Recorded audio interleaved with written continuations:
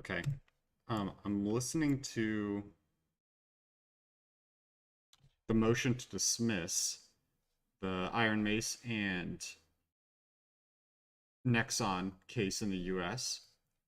So I figured I'd just let that run while I'm grinding dungeons and we can all listen and talk to each other about it. So here we go. One of the core features is all the research and everything that had been done, looking into the source code and all.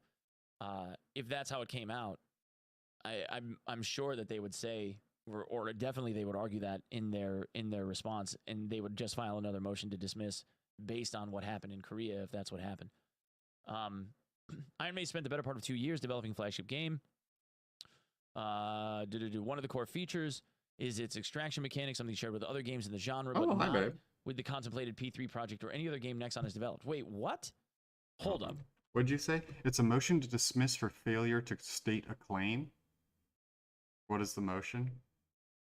Well, I don't really know the name for it, but they're saying that it should be dismissed in the US because they're already being tried in Korea. And that case is further ahead. In addition, everyone speaks Korean, all the code's written in Korean, all the language of the documents is written in Korean. So basically they're saying it doesn't make sense to also try this in the US with people that don't speak English. And so, but also there's some new information in here that they just released that, and I don't know how to explain this to someone that doesn't play these types of games, but the game that they're supposedly copying their code from is called P3, and the game we're playing obviously is Dark and Darker. So the developers of Dark and Darker are now saying P3 was not even at a playable state when they left, and in addition to that, P3 was not a extraction type game. It was a battle royale, a first-person battle royale, which would actually put these games in like two completely different categories, which if they could prove that that was the case, I think they might actually win. But yeah, so they're moving to dismiss in the US because it's already further ahead in Korea. It sounds like in the Korean case they've been on recess for like a month because they have a third party scrubbing through all the code of both companies trying to find any similarities. Which, to me, I mean, they call that out in this letter. And if you were guilty, I just don't know if you would go through that much effort to explain, like, what was happening. Like, to me, the way that this letter is written, they are so confident that them scrubbing the code is going to show nothing. That, I don't know. It's hard to tell, obviously, because I'm listening to a paper written by Dark and Darker, a lawyer that wrote this, but it sounds like they are very steadfast that there are no similarities, the code was not copied, and it's going to be proven in Korean court very shortly, so there's like no point to do the US one. But this guy's saying that even if the Korean case is dismissed and they're found not guilty or whatever, Nexon could still sue them in the US for copyright claims, and they would have to go through the whole thing again. So it's like, even if they're not guilty, they could get tied up in courts for months, if not years. But this guy was saying if it was proven not guilty in Korea, it would be a good feather in their cap, is what he said. In the US case. Yeah, but they would be able to use the other case in theory as evidence. Yeah, that's kind of what this guy was saying. What? Hold on. Now that's different. That is completely fucking different than anything that we have talked about up until this point. So they are claiming that there was never an extraction mechanic in Project P3 or any other Nexon game. Dark and Darker is a first-person extraction game and dungeon crawler with a fantasy setting. One of the core features is its escape mechanic. Some It's so rare that our worlds collide. Cool to hear about this. I know, it's so crazy. It sucks too. It's over like such a great game because this game would literally already be out. It would already be out. The whole world would already be playing it if this didn't go down. But if they end up winning, I think ultimately this is just going to draw more people to it. So if they can get by this somehow, if they can get through these court cases without running out of money, which I don't know how they're going to do, they're probably going to be a very successful gaming company. Something shared with other games in the genre, but not with the contemplated P3 project or any other game Nexon has developed. According to Choi, and Choi was the creative director in both projects. So there was no extraction mechanic associated with it at all. Like the dungeon crawler was just going to be planned to be a BR. That's interesting. Iron Mace has devoted significant time and resources to building the game, hiring 20 skilled veteran game designers, programmers, artists. Iron Mace designed Dark and Darker from scratch. It has not used any of Nexon's intellectual property or other confidential material to develop it. As discussed in greater detail below, Nexon has accused Iron Mace as well as Choi and Park personally of infringing and misappropriating intellectual property and creating Dark and Darker. Overwhelming evidence to show that's false, according to Iron Mace, and that Dark and Darker was developed independently in a manner that infringes none of Nexon's rights. Because of how and where Dark and Darker was developed, this evidence is all located in Korea. In particular, throughout the development of Dark and Darker, internal communications among Iron Mace employees occurred almost exclusively in Korean. Emails within the team are similarly in Korean, as are notes and records concerning the internal team strategy meetings and the progress in developing the game. That is because Iron Mace's full-time employees, a little more than 30, all live in Korea. So they've actually increased their staff size since all this started. They were at 22 hands to keyboard. Now they're at nearly 30. More than 30. Nearly all of the Iron Mace team has limited familiarity with English. And I think that's true. I think the only one that's truly fluent in English, there's two guys. I think it's Terry and what's his face? Shit. Why is their name escaping me? Chat, help me out.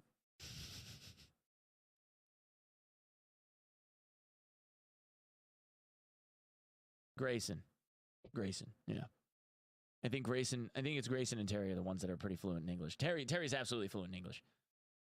He's like all the way fluent in English. He doesn't even have a Korean accent when he speaks English. When he wants to sound like an American, he does. Which is crazy, but yeah. So like to this effect though, if they tried to try all of this with all of the evidence and everything in the United States, that means that between the two companies and all of their evidence, you have 10,000 pages worth of evidence and testimony and all kinds of other things that need to all be translated into English. And it's not like they're just going to hit up Google Translate. That shit will take forever. Forever, ever. SDF isn't really fluent in English. He said multiple times. Like, he speaks English, but like he says multiple times over that his English is not very good. The same is true for the source code and programming notes that show how Dark and Darker was built. Those are all in Korean. The computer systems used to develop the game are physically located in Iron Mace's Korean office, and its servers were located in Korea throughout development until early 2023 when they were moved to a cloud hosting solution. All of the parties to this lawsuit, Nexon, Iron Mace, Choi, and Park, are already litigating an identical dispute in the Korean court system. Most notably, on April 14th, 2023, Nexon filed a lawsuit against Iron Mace, Choi, and Park in the Suwon District Court in Korea. So this is why I say, like, this wasn't something that was getting an awful lot of traction, at least over here, because while there was a lawsuit that's been going on between Nexon and SDF, even saying as much from the attorneys when they were filing stuff and sending letters off to Valve and everything, like, the only lawsuit that existed was against SDF. As of mid-April, they filed a suit against Iron Mace, and it probably took a while to get heard, which is why none of us had really been hearing anything about it, which asserts claims of trade secret misappropriation and copyright infringement against each of the defendants. It's in that Korean proceeding, Nexon seeks a preliminary injunction restraining Iron Mace from publishing or distributing Dark and Darker. In addition, Iron Mace has filed its own lawsuit against Nexon in the same Korean court seeking a judicial declaration that Dark and Darker does not infringe on anything Nexon may have in its so-called... They're countersuing. In connection with that proceeding, Iron Mace has filed an application for preliminary injunction against business obstruction, asking that Nexon be ordered to withdraw the takedown notice it sent to Valve under the United States DMCA. That's big. Huh. All of the parties have been served and have appeared in the foregoing Korean proceedings, which is true, which are currently in active litigation in Korea, which is also true. The parties have had multiple evidentiary proceedings before the Korean court and have already filed thousands of pages of briefing and evidence in connection with their disputes, all of which is in Korean. Nexon has submitted copies of Nexon employment agreements with Choi and Park, copies of Nexon's acknowledgement about company IP, computer logs and internal data from Nexon, emails, written witness statements, text messages, and transcripts of oral conversations, all of which is in Korean. Okay. Under the doctrine, a district court may decline to exercise jurisdiction in favor of litigation in a more convenient foreign forum. This is what I was talking about at the very start. Because this is already going on in Korea, and they're further ahead in the court case. And there have been cases that I have read that got tossed initially because of this going on in, like, the home country. The traditional forum analysis examines whether an adequate alternative forum exists, 1, whether the balance of private and public interest factors favors dismissal, meaning in the United States. In a typical case, the court will decide whether, on balance, a transfer would serve the convenience of parties and witnesses and otherwise promote the interest of justice. However, whereas here, the parties are subject to a forum selection clause, one which was drafted by the plaintiff, Nexon's choice of forum merits no weight, and the plaintiff bears the burden of establishing that transfer to the forum for which the parties bargained is unwarranted. I don't know what that means. Only under extraordinary circumstances should a court decline to enforce a valid forum selection clause, according to Sun versus Cow. So that must have been one of the cited parts. Oh no, sorry, citing Atlanta Marine Company, 571 U.S. Only under extraordinary circumstances should a court decline to enforce a valid forum selection clause. Interesting. Any presumption that might otherwise be given to Nexon's choice of forum already applies with less force given that Nexon is a Korean plaintiff and Washington is not its home forum. Which is, then they cite Piper Aircraft.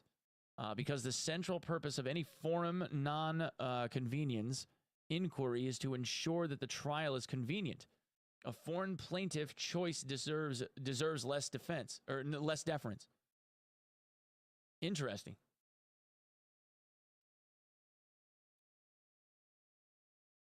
Forum selection clauses are presumptively valid.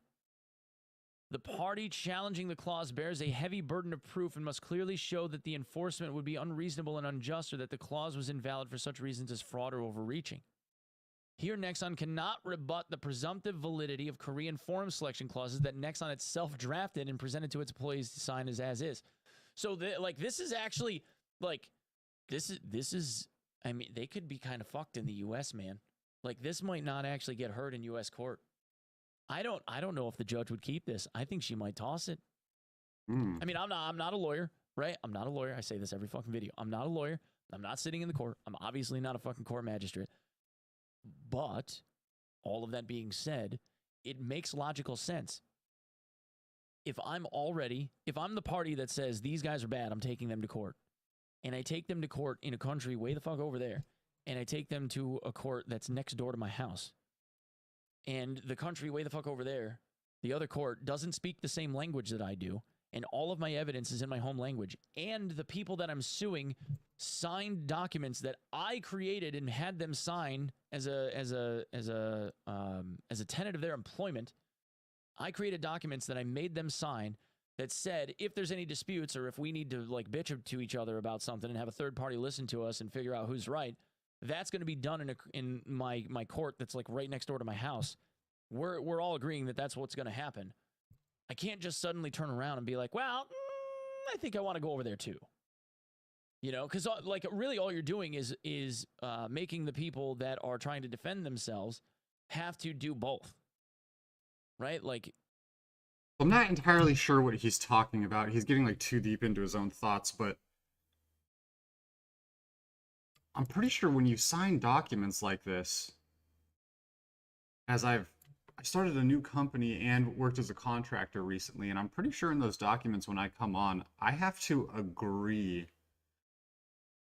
where any lawsuits would take place, if there was any lawsuits in that employment agreement. Not 100% sure, but I'm pretty sure I read that in the employment contract. It's like it'll say something along the lines of if there's any discrepancies or any lawsuits, anything, it'll be tried in the US or, whatever state you're in. So I think what he's getting at is the employment contract probably said that any cases would be tried in Korea, meaning that it probably, if that is the case, probably a greater chance that the US would default to them. Not 100% sure though. You defend yourself at the next door court, but then I have to go all the way over there and defend myself too at my own expense, even though we're arguing about the same exact shit in both places, if only because like the employer is saying that the employees can't have business not only next door to their own house, but also like way the fuck over there too at the same time. So like they might actually have grounds to have this thing tossed, man. Like it's not even like this isn't even hopium. This isn't even hopium. This is just logical. And there's a ton of case precedent that comes before this where the like multiple cases have been tossed out for this exact reason, because cases were already being heard at home for the exact same case. Like on home turf, The practical result is that the form selection clauses will almost always control. And Nexon, like, it would be different, like, if, how can I put this? If Nexon decided that they were going to sue SDF as a person individually, and then sue Terry as a person individually for, like, being involved, or, like, Terry as an accessory to SDF, and they were separate court cases, that would be one thing. Or, like, if they had those two separate court cases, and then they sued Iron Mace in the United States as a separate deal, right? That sounds right, but in the US we have laws that say if a substantial amount of the activities take place in the US, you can be sued here if you are intentionally marketing your product to the US or similar.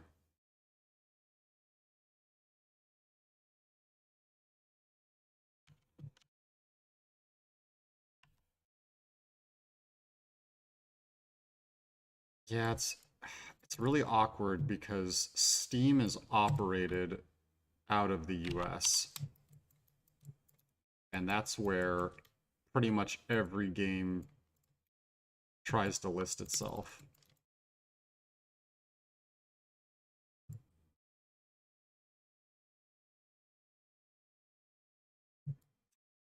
Yeah, I don't know. It sounds...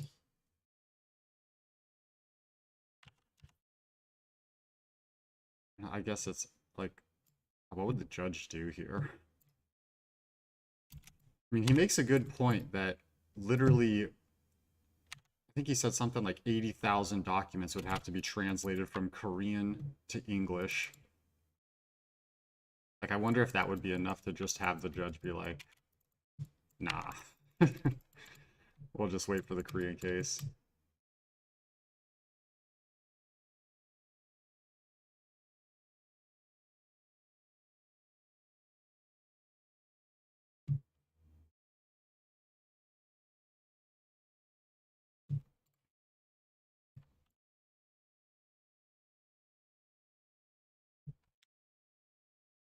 Yo, Cryo.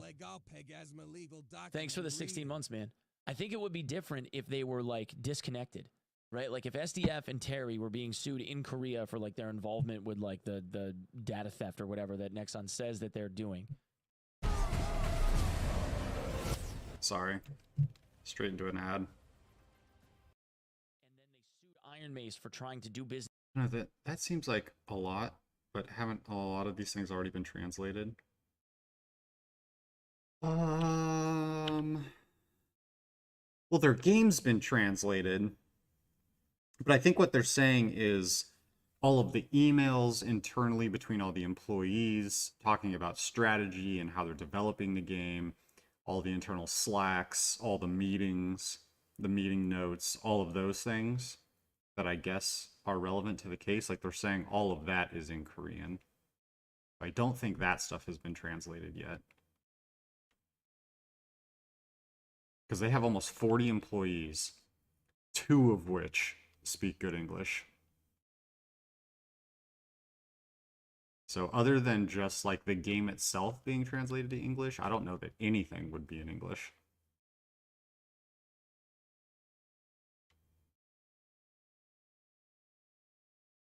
Business in the United States under DMCA and DTSA that would probably have been. What U.S. Court did they file the case in? Washington, D.C. I think. Like, because they were pulled apart, it probably would have been a different deal. But because they're naming all 3 entities in the same suits in both countries at the same time, and Korea's further ahead, yeah, not looking good. They filed after, it looks like they filed the suit after they filed the one in the United States, but it's being heard earlier than the one that was filed in the United States. As discussed below, both the traditional and Atlantic marine tests for forum nonconvenience are easily satisfied in this case.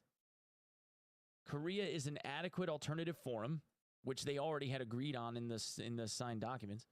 The balance of private factors is deemed established in favor of litigation in Korea by virtue of the forum selection clause, and otherwise demonstrates that Korea is the more convenient forum. And this is not an extraordinary case in which the public interest factors clearly disfavor dismissal, but to the contrary, they weigh strongly in favor of dismissal. I have to agree with that. Like, again, not a lawyer, not a judge, but I have to agree with that. Therefore, this case should be dismissed in favor of Korean proceedings that are already ongoing between parties involving the very same dispute. Like, I'll just bring it back to the pile of evidence and documentation.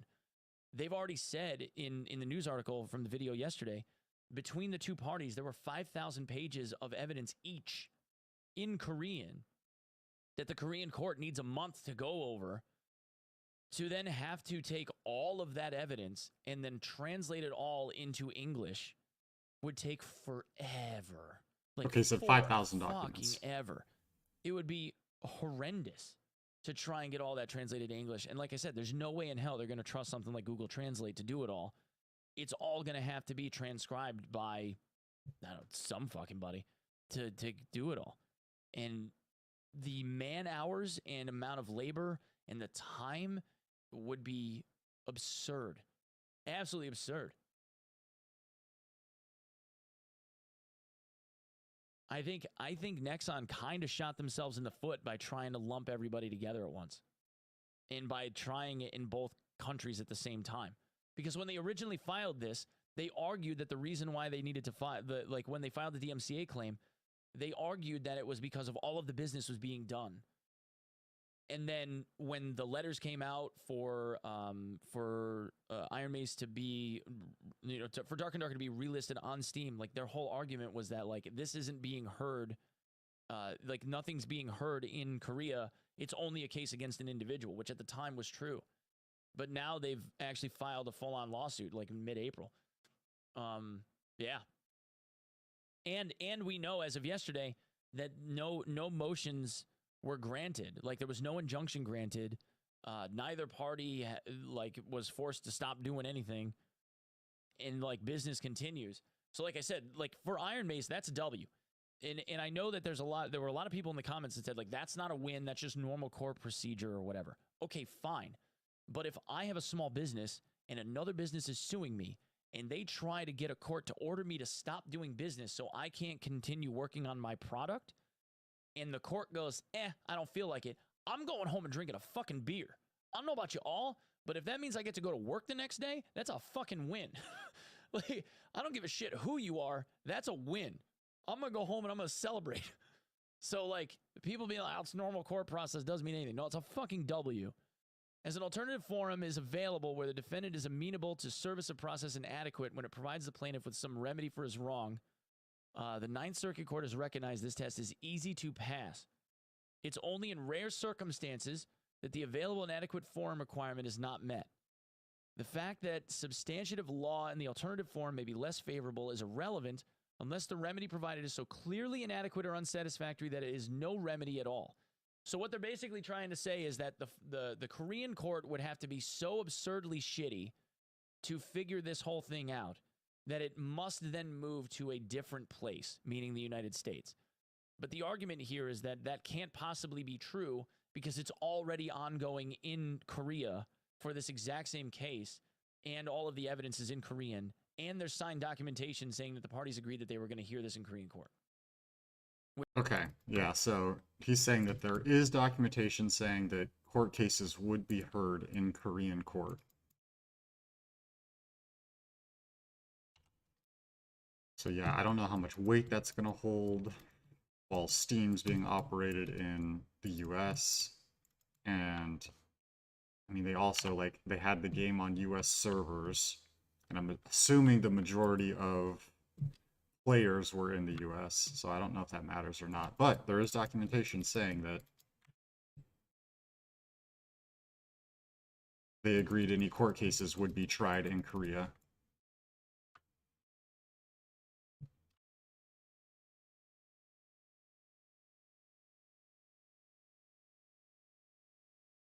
Which they're already doing.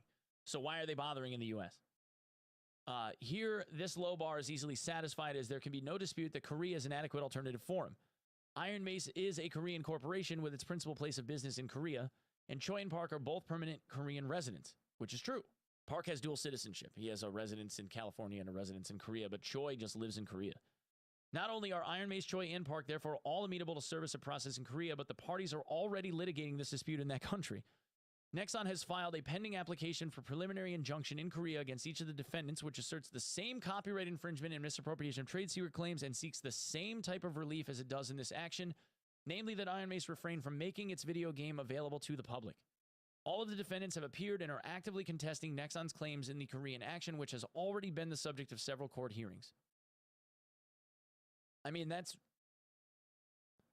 kind of like the letter. They're basically like they were shown like, all right, well, if you're going to try to invoke this as like a dismissal, you have to meet these bullet points. And they kind of just went, okay, check 1, check 2. Like, there you go. Like, this took me all of 3 minutes. Korea has a sophisticated copyright regime, which provides copyright owners with a range of remedies, including preliminary injunctive relief, permanent injunctive relief, monetary damages, and declaratory relief. So now they're trying to say that the Korean court has a robust enough legal system, depending on any and all punishments that would be doled out as a result. It has like a graduated system that is robust enough to be able to adequately penalize if anybody was found to be wrong. Monetary damages may be recovered based on the copyright owner's lost profits or the infringer's profits gained from the infringement. A reasonable royalty rate that the copyright owner could have received if the infringing conduct had been properly licensed, or any other reasonable calculation of damages in the discretion of the court. The Korean Copyright Act also provides for statutory damages, where a work was registered prior to the infringement, which may be up to 10 million Korean won, or up to 50 million in the case of intentional infringement. As with other civil litigation in Korea, the prevailing party may recover its attorney's fees and costs. So, it sounds like it kind of covers the bases, right? Korea is a member of the Berne Convention for the Protection of Literary and Artistic Works, and Korean courts may apply the copyright laws of other countries where applicable to the allegedly infringing conduct. As the Ninth Circuit recognized in Creative Technology Limited versus Aztec Systems, any territorial limitations on the scope of the United States copyright law do not preclude application of the forum nonconvenience doctrine merely because a foreign owner alleges copyright violations occurring within the United States. So what they're basically saying is our law doesn't supersede their law just because our law exists. United States copyright interests, then by shutting off... Okay, hold on. We are unable to conceive of a more effective means of protecting the plaintiff's United States copyright interests than by shutting off the pipeline of infringing goods at the source. Meaning, like, there's copyright infringement in Korea. A company gets found of copyright infringement. They have a judgment placed against them. Why then relitigate everything in the United States if there's already, a relatively well-recognized court system that found them guilty? Like, why would we, go do this all over again instead of just going like, well, that court seems like it's pretty good and they figured that out, so what are we arguing? In Korea, trade secrets are governed by the Unfair Competition Prevention and Trade Secrets Protection Act, UCPA. As with Korean copyright law, plaintiff under the UCPA may obtain range of remedies, including injunctive relief, compensatory damages, which may be calculated based on the plaintiff's lost profits, infringer's profits, reasonable royalty rate, et cetera, or any other reasonable amount determined by the court. So the first was copyright, and then we have protection of trade secrets. Korea also affords Nexon procedural safeguards comparable to those available in the United States, including the right to an independent, impartial, and fair decision in accordance with the law, the right for all parties to be heard, and the right to a fair trial. In finding Korea to be an adequate alternative forum under these circumstances, this court would be joining many other courts holding the same. Korea held. So here's a case right here: Primacy Engineering Inc. versus San Engineering. Korea held to be an adequate alternative forum in case involving alleged misappropriation of trade secrets, where plaintiff had already sued defendants in that country, asserting the same kinds of claims and seeking the same kind of relief as it does in this action. The South Korean action is proof that there is an alternative forum for plaintiff's claims. There you go. Because Korea's home base. Because defendant is amenable to service in Korea and because Korea provides a remedy for plaintiff's claims, the court finds Korea to be an adequate alternative forum. So they're basically listing a bunch of cases. There's one, two, there's a third case that they're citing saying like, oh, the court says this is all good. This is a good place. So they're basically just reiterating over and over again based on all of these precedent cases that they got tossed and everybody said, go to Korea and figure it out. As there is no legal obstacle to Nexon bringing its claims against defendants in Korea, the first threshold factor for dismissal is easily satisfied. Because it sounds like there's been other court cases where they have deemed Korea's court system is sufficient to decide the outcome of a case. Meaning that the US defaulted to Korea's decision. So that also seems very relevant.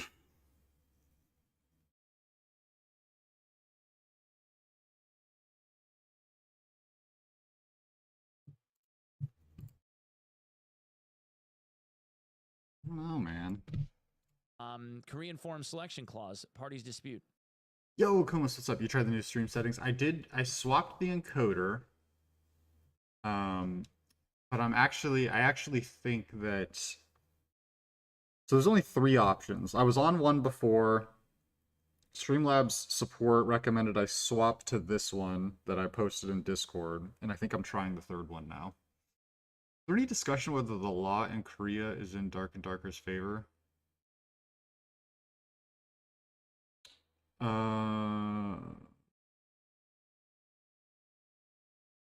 I don't think so. I mean, I think that's kind of what the court... Well, I don't know.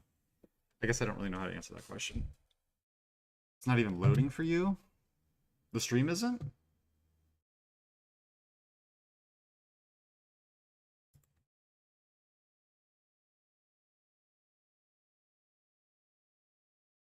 Yeah,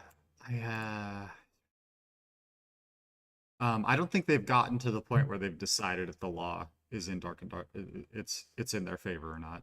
I mean, obviously, their letter for dismissal says that it is, but that's their lawyer trying to prove that the law's in their favor. So I don't think they've gotten far enough to like decide that. But I don't know.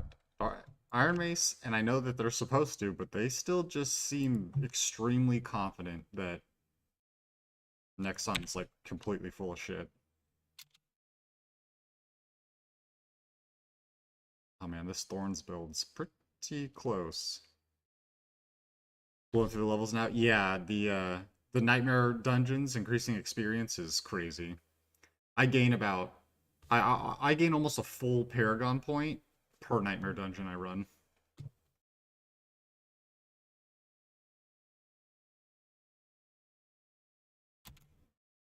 The XP is cray. Really trying to hit 100 before the season starts. I think those gloves are decent.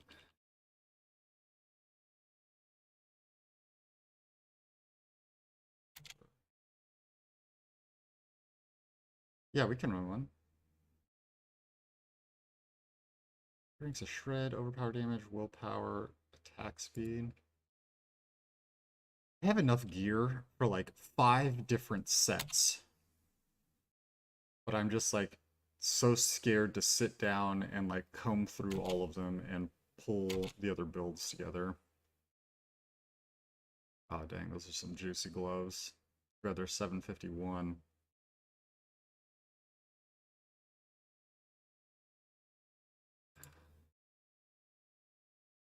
Get barrier active.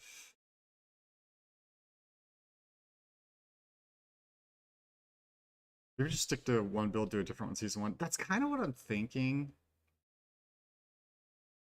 Just to like give the Druid some replayability, I'm thinking about just sticking to this build, and then season 1, you know, I'll try one of the other ones that I want to.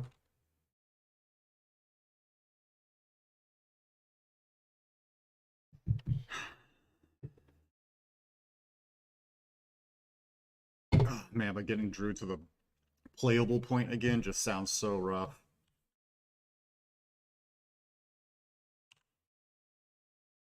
I have this taken to a Helltide. And I just...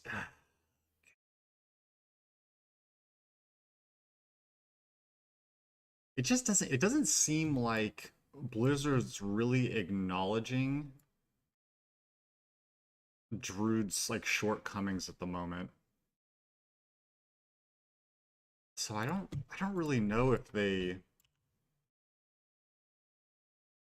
I mean, they're doing the same thing that all games do, right? Like, they're only looking at builds for endgame.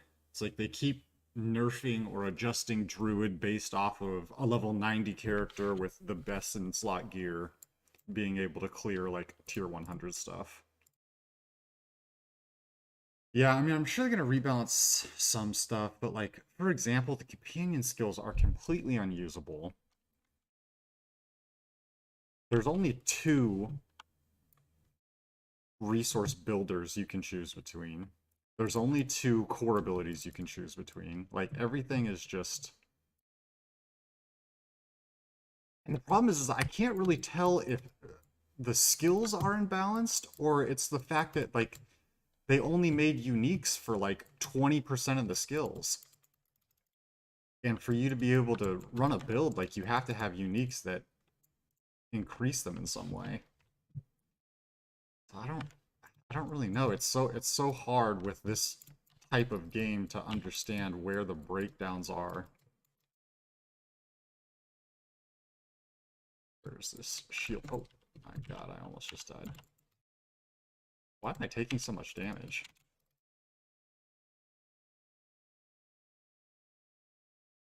Yeah, if I'm taking this kind of damage, I'm surprised you're still alive. Yeah, I mean, if you don't have max HP rolled on your pants and your chest and your helmet, I would definitely go for that. Your chest piece should be like all damage reduction. Damage reduction while fortified, damage reduction from distant enemies, damage reduction from close enemies. Your chest is a unique. Yeah, so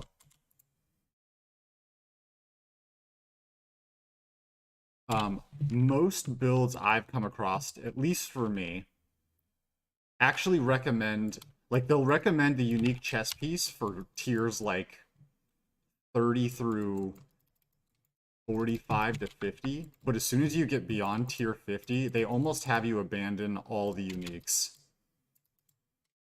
Because you have to have the survivability from the chest to be able to survive in those late tier dungeons.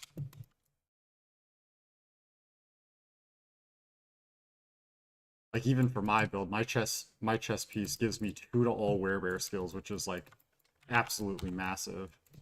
But they say as soon as I get into like high tiers, I have to sacrifice the convenience and the damage for survivability, or you just can't play. God, I keep getting these archer minions with like shielded stuff in the background. Yeah, so either a defensive chest, or I think it might be time for you to swap off the barrier flicker build. Because I've watched hundreds of videos of endgame sources like beating Uber Lilith and clearing tier 100 stuff, and they're almost never in that Flicker build. It's like almost all Blizzard. I don't know what guide you're watching, but also that doesn't really, it's not super relevant because we're in like 36 right now.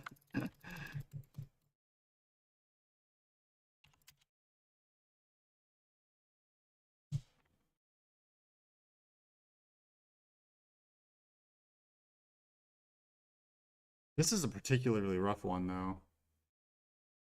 Physical damage is burning damage. Police are cold enchanted. I don't know, the affixes aren't particularly bad. Man, I'm way behind in chat. Oh, I'm gonna die in this room for sure. Hold on. Let me catch up here.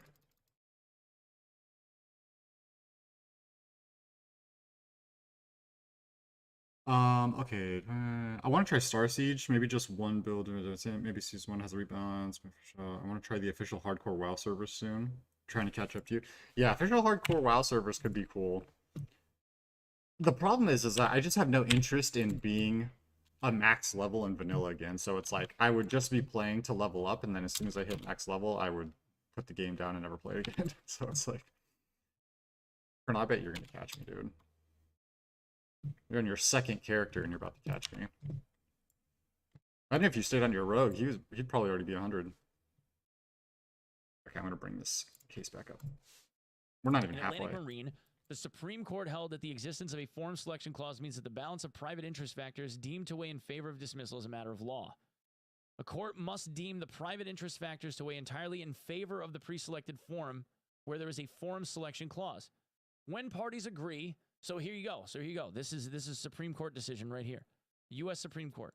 When parties agree to a forum selection clause, meaning the contract that they signed that said disputes would be handled in Korea, right? Like that's what they signed, something when they got hired that said that any dispute would be heard in a Korean court.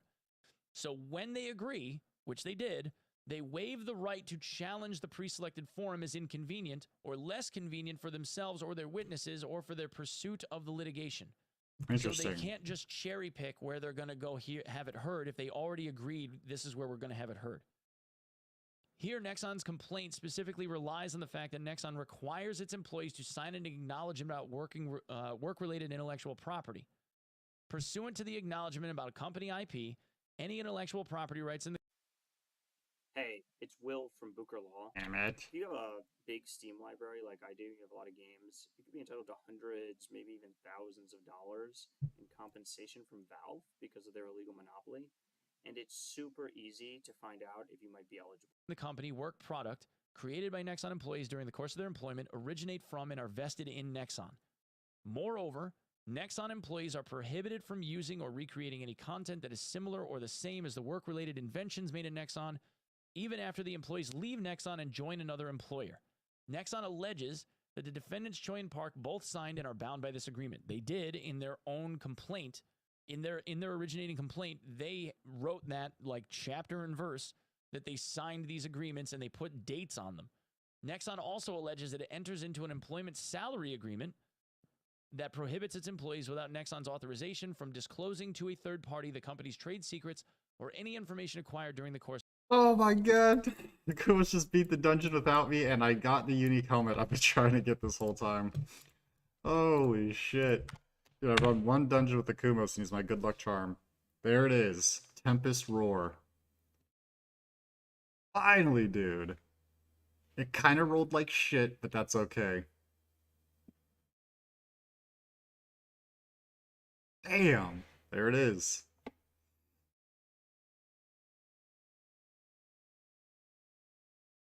Well, that's actually not for this build, it's for a different build. I can run another one, but my inventory is completely full, so I need a couple seconds.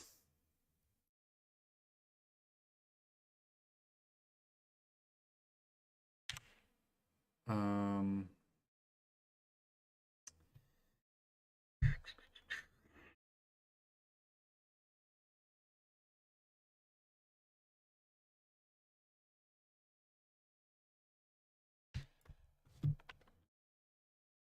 Maybe I should just stop looting. If I decide to commit to this build. Gosh. See, the thing is, too, like, if they do a bunch of crazy revamps in Season 1, I may never get a chance to play any of these builds again. You know what I mean? Thanks, Colonel. Appreciate it. Finally dropped.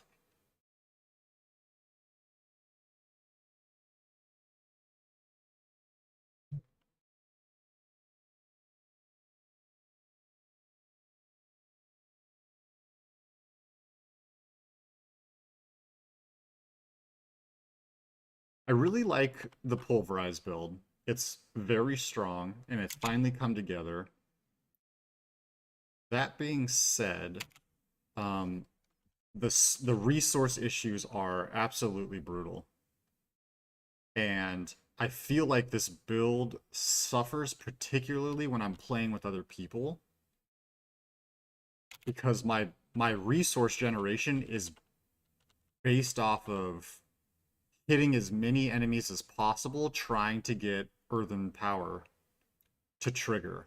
So if you have someone else there clearing mobs out of the way, and I'm missing my attacks because the mobs are dying before my damage gets there, I'm actually like just making the dungeon harder because I don't have any resource to spend. So I feel like this build is pretty good solo. It sucks for playing with other people.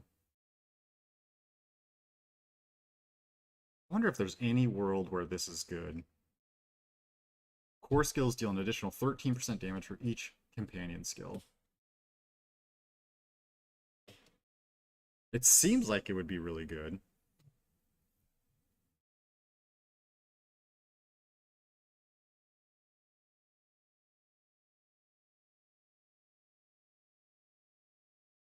It's not salvage. Tempest Roar.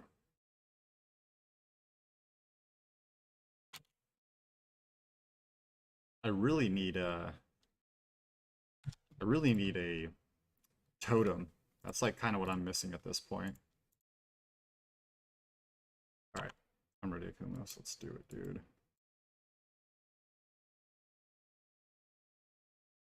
The build's fine if we go separate ways in the dungeon.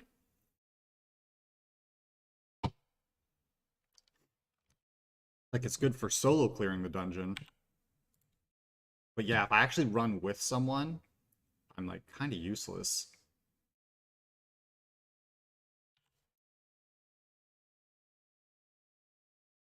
Course of their employment. Again, from their complaint. Nexon further alleges that Choi and Park signed the employment agreement. As discussed above, both the acknowledgement about company IP and the employment agreement contain broad and mandatory form selection clauses that provide for disputes relating to the agreements to be heard exclusively in Korea. Nexon's complaint alleges that Choi and Park are former employees who, in breach of their obligations to Nexon, stole source code, audiovisual, and other materials to develop a substantially similar video game called Dark and Darker that they seek to distribute through their newly formed company, Iron Mace. While they are completely false, these allegations and claims on which they're based relate directly to the subject of the acknowledgement about company IP and employment agreement, obviously, containing the form selection clause at issue, namely the alleged use of content that is similar or the same as the work-related inventions made at Nexon. Which is like, that's like, they quoted that piece saying that there's actually something in here saying that if you generate content that is similar or the same and there's a dispute, that dispute gets heard in Korea. The alleged discourse of the company's trade secrets or any information acquired during the course of defendant's employment. So infringement of copyright and infringement of trade secrets. Both of those had wording that said you have this heard in Korea. Dude, I think that the judge is going to toss this. I think she's going to grant this. I think she's going to grant the motion. Because the form selection clauses broadly encompass disputes relating to the agreements at issue. And actually, if they put a copy in here for a proposed order, this is usually done, like, here's the signature page, right? This is usually done, like, it'll probably end up having a response made by, somebody else. Maybe they put something in writing. Saying like, no, this is a bad idea, which I'm actually super interested to see what the plaintiff will end up saying in response to this. But because the form selection clauses broadly encompass disputes relating to the agreements at issue, as opposed to those simply arising out of such agreements, the provisions squarely apply to this dispute.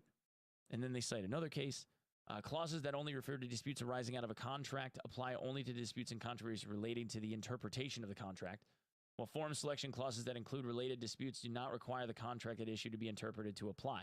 There you go. So what they're saying is that there's a dispute. You guys signed a contract that said if we get into a dispute, we're going to litigate this in Korea. Everybody agrees. So it doesn't matter how you interpret the contract one way or the other. It still exists, and we still already agreed that we're going to go and figure this out in Korea. Holding that a forum selection clause that included any action relating to a so now they're talking about the language. A forum selection clause, so the clause about the court that included the verbiage any action relating to a contract did not require the interpretation of the contract in order to apply. So, like, regardless of how anybody would try to spin this, it literally says any action relating to employment, blah, blah, blah, blah, blah. The words any action mean literally any action. As the Ninth Circuit has explained, a dispute can relate to an argument so long as the dispute references the agreement or has some logical or causal connection to the agreement, which Nexon cited themselves. Nexon brought up the stuff that they signed in their original complaint. So again, I think they kind of shot themselves in the foot. District courts within the Ninth Circuit have regularly found claims for copyright infringement and trade secret misappropriation to be sufficiently related to the parties' contractual relationship for a forum selection clause to apply those claims. In IntelliCAD Consortium versus Suzu, the court held a dispute between the owner of computer source code and a software designer alleging copyright infringement and trade secrets related to the parties' agreement by which the designer was granted access to the copyright owner's source code such that the forum selection clause applied. So, like, even in this case, it was, like, super broad, but it was like, even though it touched on it, they counted it.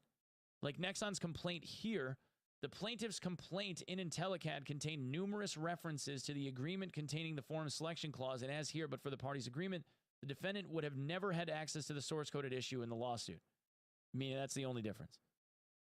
Okay, applying forum selection clause in professional services agreement to copyright infringement claims. So then again, like, this is them citing more and more and more related supporting doctrine that already exists in the United States court where, like, for multiple separate reasons, stuff got tossed and sent back home. So like, this was Beijing, China. Crazy. Later, Kubos. Finally, even though Iron Mace was not a party to the forum selection clauses between Nexon, Choi, and Park, its alleged conduct is so closely related to the contractual relationship between the parties that the forum selection clause applies to all defendants. So what they're trying to say here is that the documents that were signed were not signed by a representative of Iron Mace. They were signed by individuals that worked at Nexon that now own and operate Iron Mace. But because the other two are roped into this, and the lawsuit is against all three named at the same time, to say that Iron Mace as a company or that the lawsuit itself should be held in multiple different places is kind of dumb, because the case, like, there would be no case against Iron Mace if Choi and Park hadn't taken everything that Nexon says that they took and started Iron Mace up. Iron Mace exists because of the originating issues that Nexon has with Park and Choi. Therefore, it's so, again, is so closely related to the contractual relationship that the contracts that they signed, the whole issue basically hinges on that the parties that the forum selection clause applies to all defendants. So they're trying to say that, like, Iron Mace has to be part of this, and there's no way to, like, disjoint the two. And if you can't break them apart, if you can't segregate them from each other, then it should still be heard in Korea, because you guys have already invoked, like, all of these contract clauses that said that you were going to use the court in Korea. A range of transaction participants, parties, and non-parties should benefit from and be subject to forum selection clauses. So then they're saying, like, yep, you should be honoring the forum selection clause in your contract over and over and over again. In this regard, this case is indistinguishable from that of W Boxed Meats Distributors sounds good. Thanks, Inc. man. versus Parker. In that case, the plaintiff, WBX, alleged that the individual defendants, William and Brian Parker, had unfairly competed with WBX by forming their own company, Double B, using WBX's confidential, proprietary, and trade secret information. As a condition of their employment, the Parkers had entered into various agreements with WBX, which prohibited them from using confidential information outside of the scope of their employment with WBX or from disclosing such information to other individuals or companies after their employment had ended. Sounds really familiar. WBX alleged that the Parkers left WBX Oh, to Durbin! start a competing... What's up, dude? Welcome, welcome, welcome. How are you? Thanks for hitting that Viking horde. Appreciate it. Gosh, I wish I could commit to cleaning out my stash, man. The problem is, like, half my stash are items that I'm potentially going to use for aspects in the future. But because aspects take up an item slot, it's like, I don't know what to do.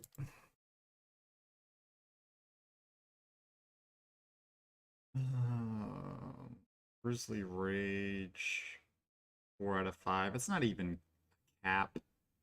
So maybe I just don't pull that one. Unstoppable, who cares? Holding on to this for the core skills. It's not even max. This is important. Earthen Bulwark, 224. Yeah, it's significantly better than my current one. I just put Earthen Bulwark out of my codex, what would it look like? Damaging a vulnerable enemy with a core skill has a 10% chance to drop a potion? That's weird.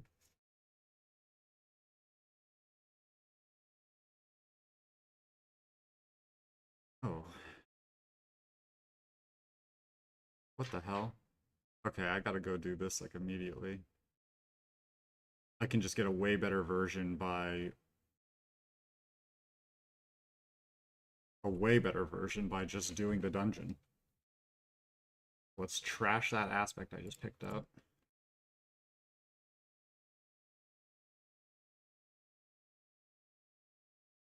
Unity, like, who cares? I'll keep one max level bubble, I guess. Okay, this is doing something for me. Living your Druid. You hit 93? Oh my god. You're nuts, dude. What build are you playing? 93. Oh, man, that's juicy. business Double B, allegedly taking confidential information and deleting files belonging to WBX in the process. Huh. WBX thereafter filed a lawsuit against the Parkers and Double B in the Western District of Washington. Home base, even. Relying on an Oregon forum selection clause in the parties' employment agreements, the district court dismissed the case under the doctrine of forum nonconvenience, not only as to the Parkers, who were parties to the agreements containing the forum selection clauses, but also to Double B, which was not. Relying on Minetti and Supra, the court held Double B's alleged conduct is closely related to the Parkers' employment agreement. Huh. The Parkers allegedly formed Double B with the purpose of competing with WBX in direct defiance of the payment and obligations after termination in Also started a hardcore character and got it to 33. I'm playing Stormclaw Druid, just basic attacking, fast and hard. Finally got the 2 unique weapons also. Oh, really? I literally just got Tempest Roar, which I think is, like, one of the ones you need for that Stormclaw build. I definitely want to try the Stormclaw build because I'm so sick of resource being an issue. But you need the weapon. You need that unique weapon, right? I have not found that yet.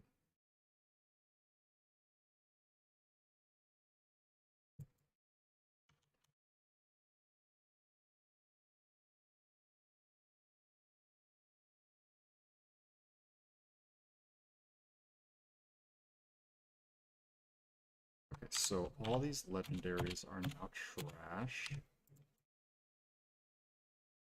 Finally got Razor Plate too. I would love to try to do something with this.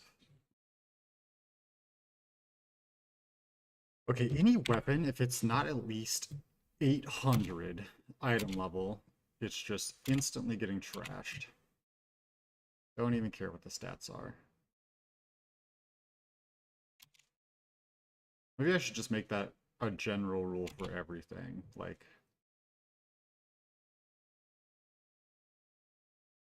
stuff isn't at least like 780.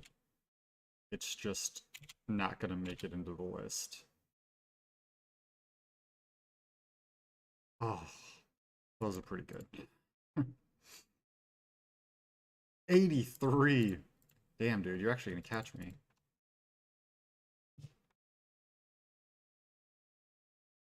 I can speed up my dungeons a lot by just not looting. I was just like, hey, I'm not picking up anything but legendaries. I feel like I'd triple my dungeon speed. I didn't see the staff drop until level 90, and apparently considered a fairly common unique drop. Yeah, see, this is the really hard part about uniques being required for any of these builds, because it's like, dude, there's an aspect that I've never seen drop before. This one, restore 1 to 4 of your primary resource when you crowd control an enemy. Like, I so desperately need this, and I've never once seen it drop. Never once on anything. I literally only have this because I cleared the dungeon. And it's like, I probably got, I would say, 1,000 uniques, or sorry, 1,000 legendaries. Why have I never seen this aspect? I got that like 4 times, only rolled max 1, and the other 3 were like 1 resource. I've literally never seen it. I feel like my loot table's broken or something. Like, never seen it. Can it only drop on rings or something? Like, I'm just so confused. I don't understand.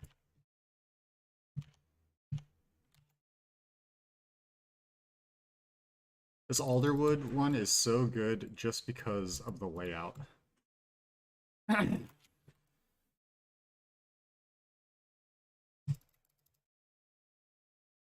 this is gonna really hurt to do, but I'm gonna clear this without looting anything but legendaries.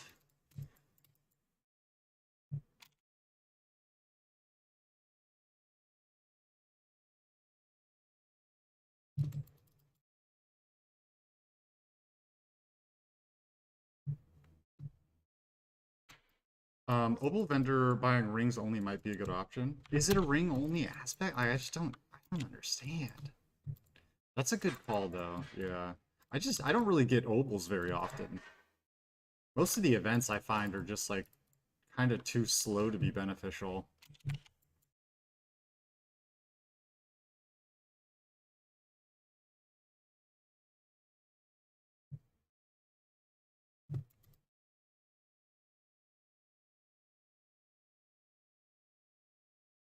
I do really want to try that Stormclaw build though.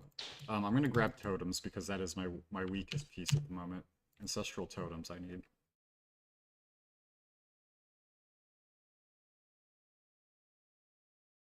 Kind of wish these Nightmare portals spawn guys faster.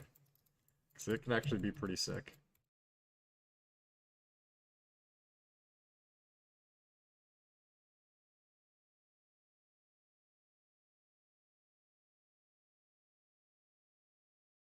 Feels so weird walking by Ancestrals.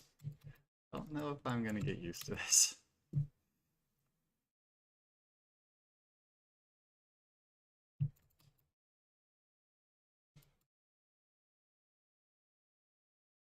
Mo Durpin, since you're a high-level druid, what do you think of this ring, man? I think this ring is absolutely nuts.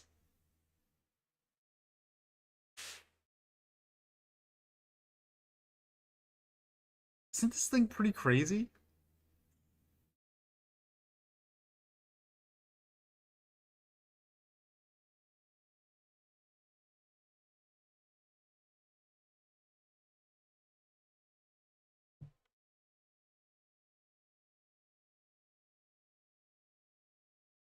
Crafted that bad boy like 2 days ago and I'm still just stoked on it.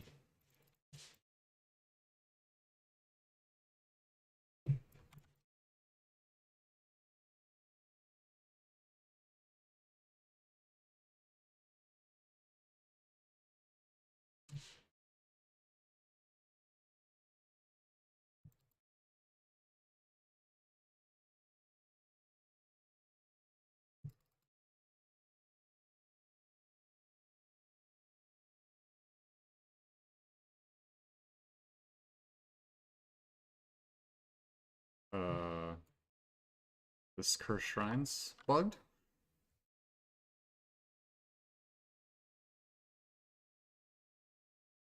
Or the server's crashing.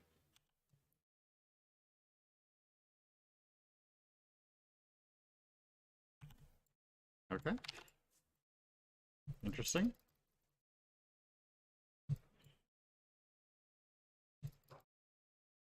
I love watching these life leech elites just like heal themselves for 75% of their health.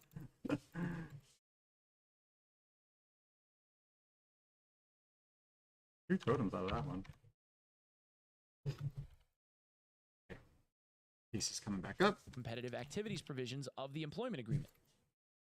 Further, WBX alleges that the Parkers, through Double B, are continuing to misuse WBX's confidential information and trade secrets in direct defiance of the proprietary information obligations provision of the Parkers' employment agreement.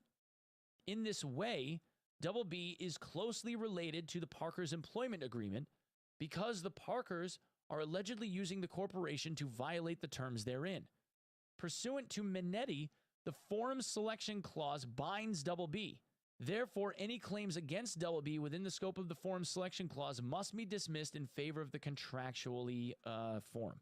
So they are citing a home-based case that happened in their town, in their own district court, saying that this exact kind of sort of case already happened, and there was already precedent saying that even though the company wasn't roped in, the 2 key guys were.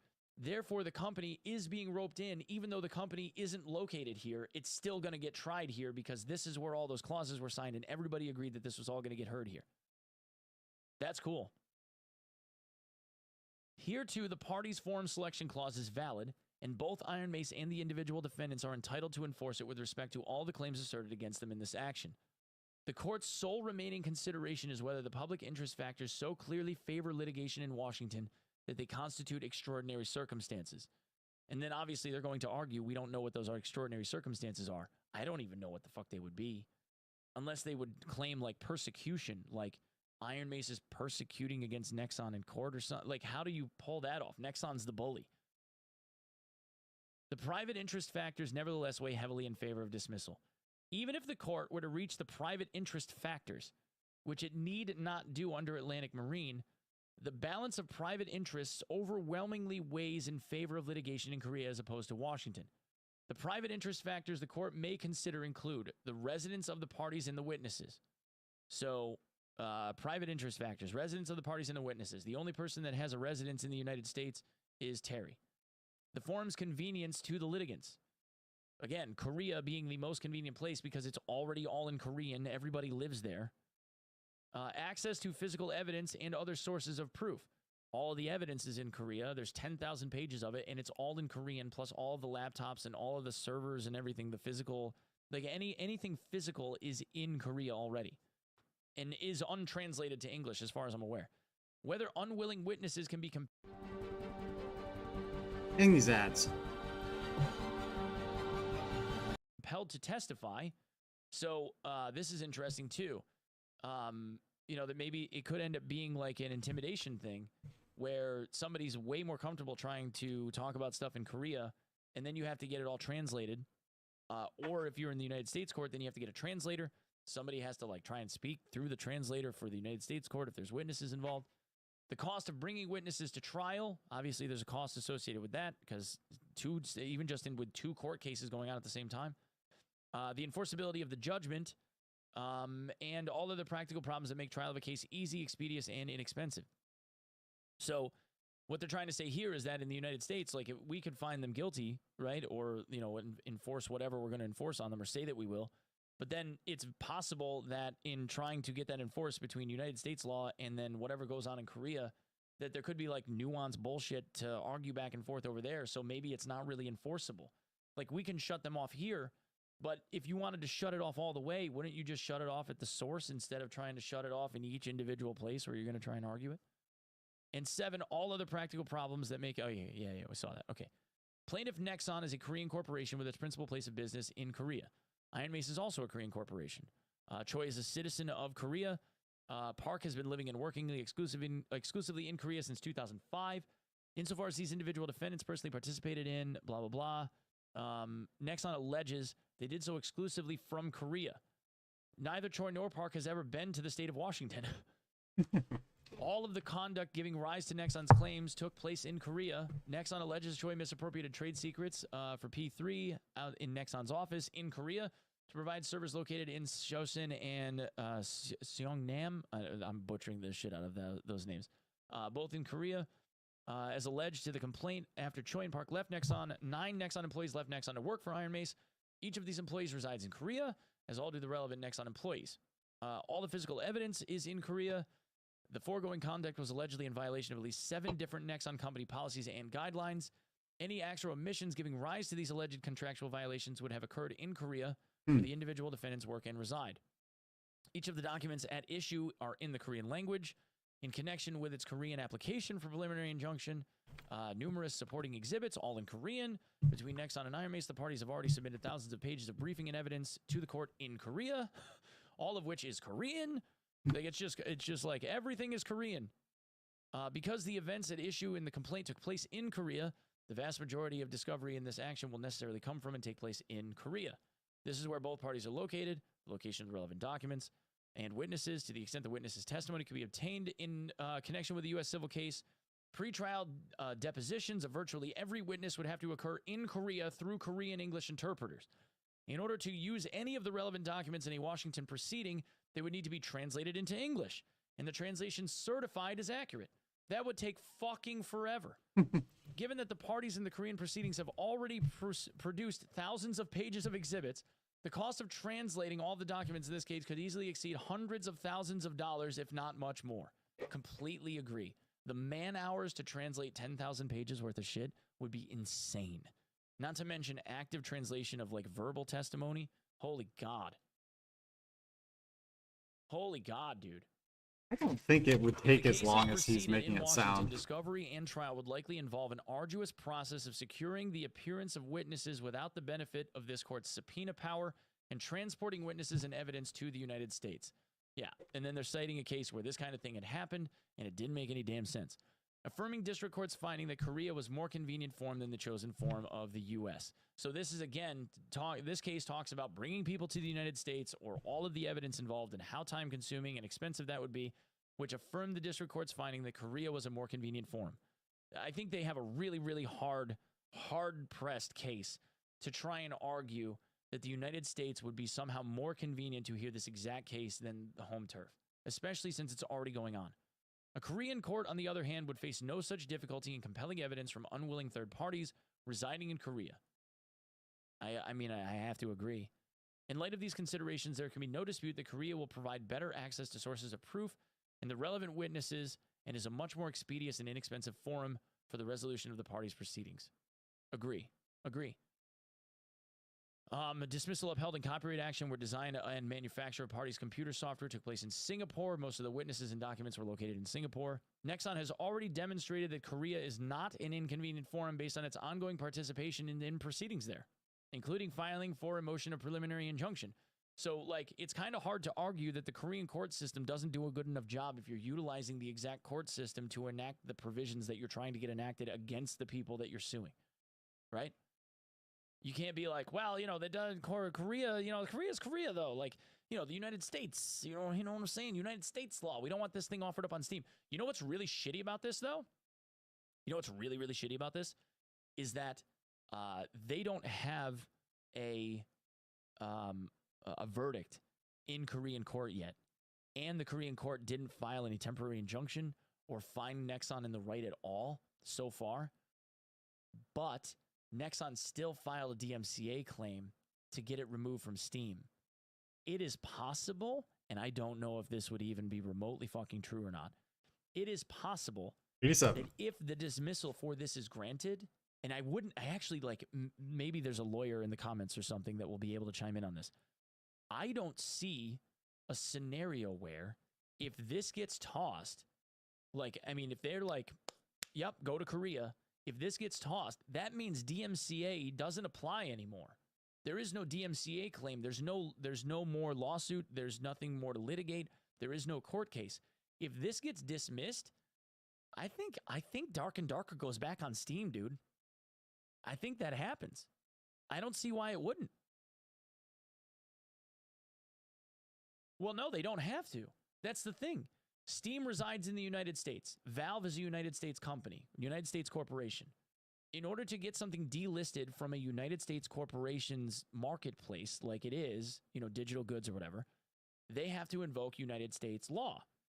It's in violation of the DMCA. They make that claim. They provide compelling evidence. We meaning like the general public, like let's say it's against somebody in the general public, like Nexon says Iron Mace bad. Iron Mace responds. They dispute it. The rule is they get 10 days to do the dispute. 10 business days, 2 weeks. They get 10 days to do the dispute. The dispute goes in. Then there's another 2-week period where Nexon has to file a court case. If they don't file a court case, Dark and Darker goes back up, right? The court case exists. They have to see the court case through, and then whatever verdict comes out, Steam goes, okay, satisfied the DMCA bullshit. Game goes back up on Steam, doesn't go back up on Steam, pending whatever the verdict is. If the court...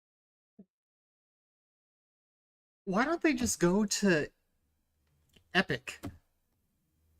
Like, why don't they just go to the Epic launcher? Or, library thing.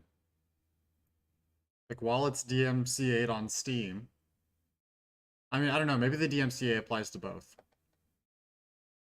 But it's like, didn't you guys just go to the Epic launcher and throw it up on there? Like, people would still do it. Court case gets tossed. There's no more DMCA claim. Dispute wins, right? Because they're disputing it with the marketplace. Marketplace is no longer liable if there's no DMCA claim on the books anymore. So I don't see how Dark and Darker wouldn't be relisted.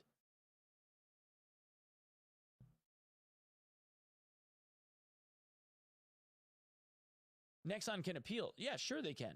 Yeah, they can appeal, but that's still not a pending case though. The appellate court isn't the same thing. Right? I don't know. I don't know how they handle the appeal side. I mean, a judgment's a judgment until the next judgment comes out. You know what I'm saying? I don't know. I don't know what the rule is. Like I said, maybe there's somebody in the comments that would be able to, shine some light on it. I need an IP attorney. The only connection Washington has to this case is incredibly attenuated. Nexon alleges the defendants made Dark and Darker available for 4 playtests on Steam. Steam is owned by Valve, which is headquartered in Bellevue, Washington.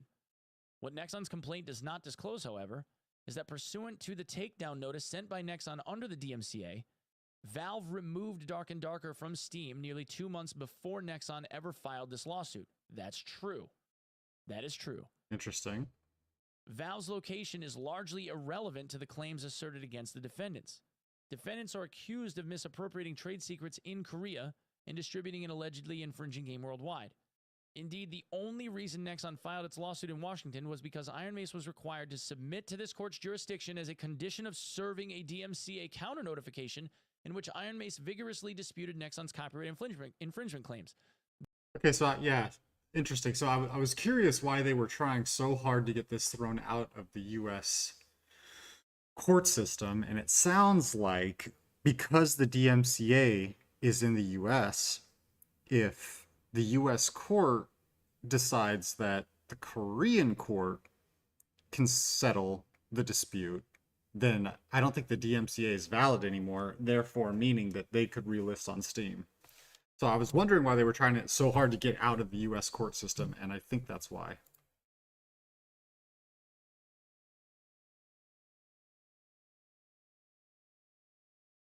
They were strong-armed by their own system to have to file a lawsuit in the United States, or the DMCA claim would have failed. They had to do it. That's what I just said that. Declaration of Aaron J. Moss, that was his letter. But the fact that Iron Mace may be subject to personal jurisdiction in this court does not mean that Washington is a convenient or even appropriate forum to hear the parties' dispute, particularly given that the alleged conduct giving rise to Nexon's claims occurred exclusively in Korea. True. That's true. Nothing really ever happened in the U.S. There's no business dealing going on in the U.S. aside from Steam. Simply stated, there's nothing easy, expeditious, and inexpensive about having a Korean plaintiff and Korean defendants engage in litigation in Washington that is duplicative of proceedings that are already well underway in Korea. Therefore, even if this court were to consider the private interest factors notwithstanding the party's valid forum selection clause, they weigh heavily in favor of dismissal. I agree. The public interest factors include the local. All right, public interest factors also weigh heavily in favor of dismissal. Okay.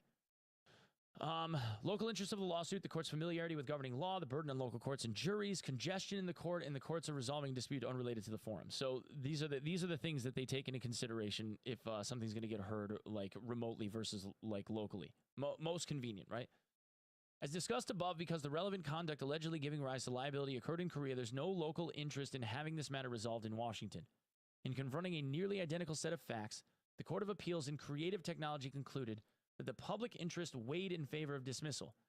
This is essentially a dispute between two Singapore corporations as to which one of them was the original developer of the disputed intellectual property. This is not a case involving the piracy of American-made products or substantively involving American companies.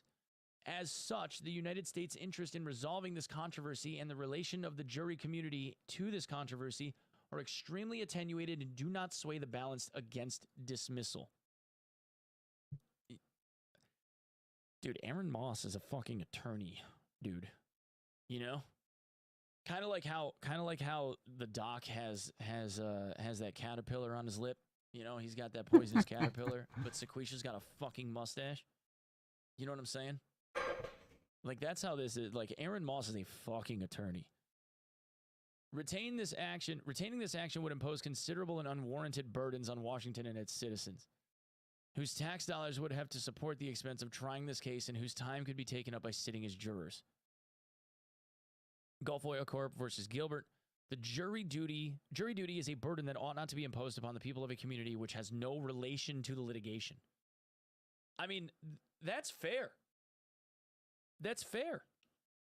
Right? Like, think about like the normal people that would be living around the Ninth Circuit Court that would get summoned to serve as jurors, right?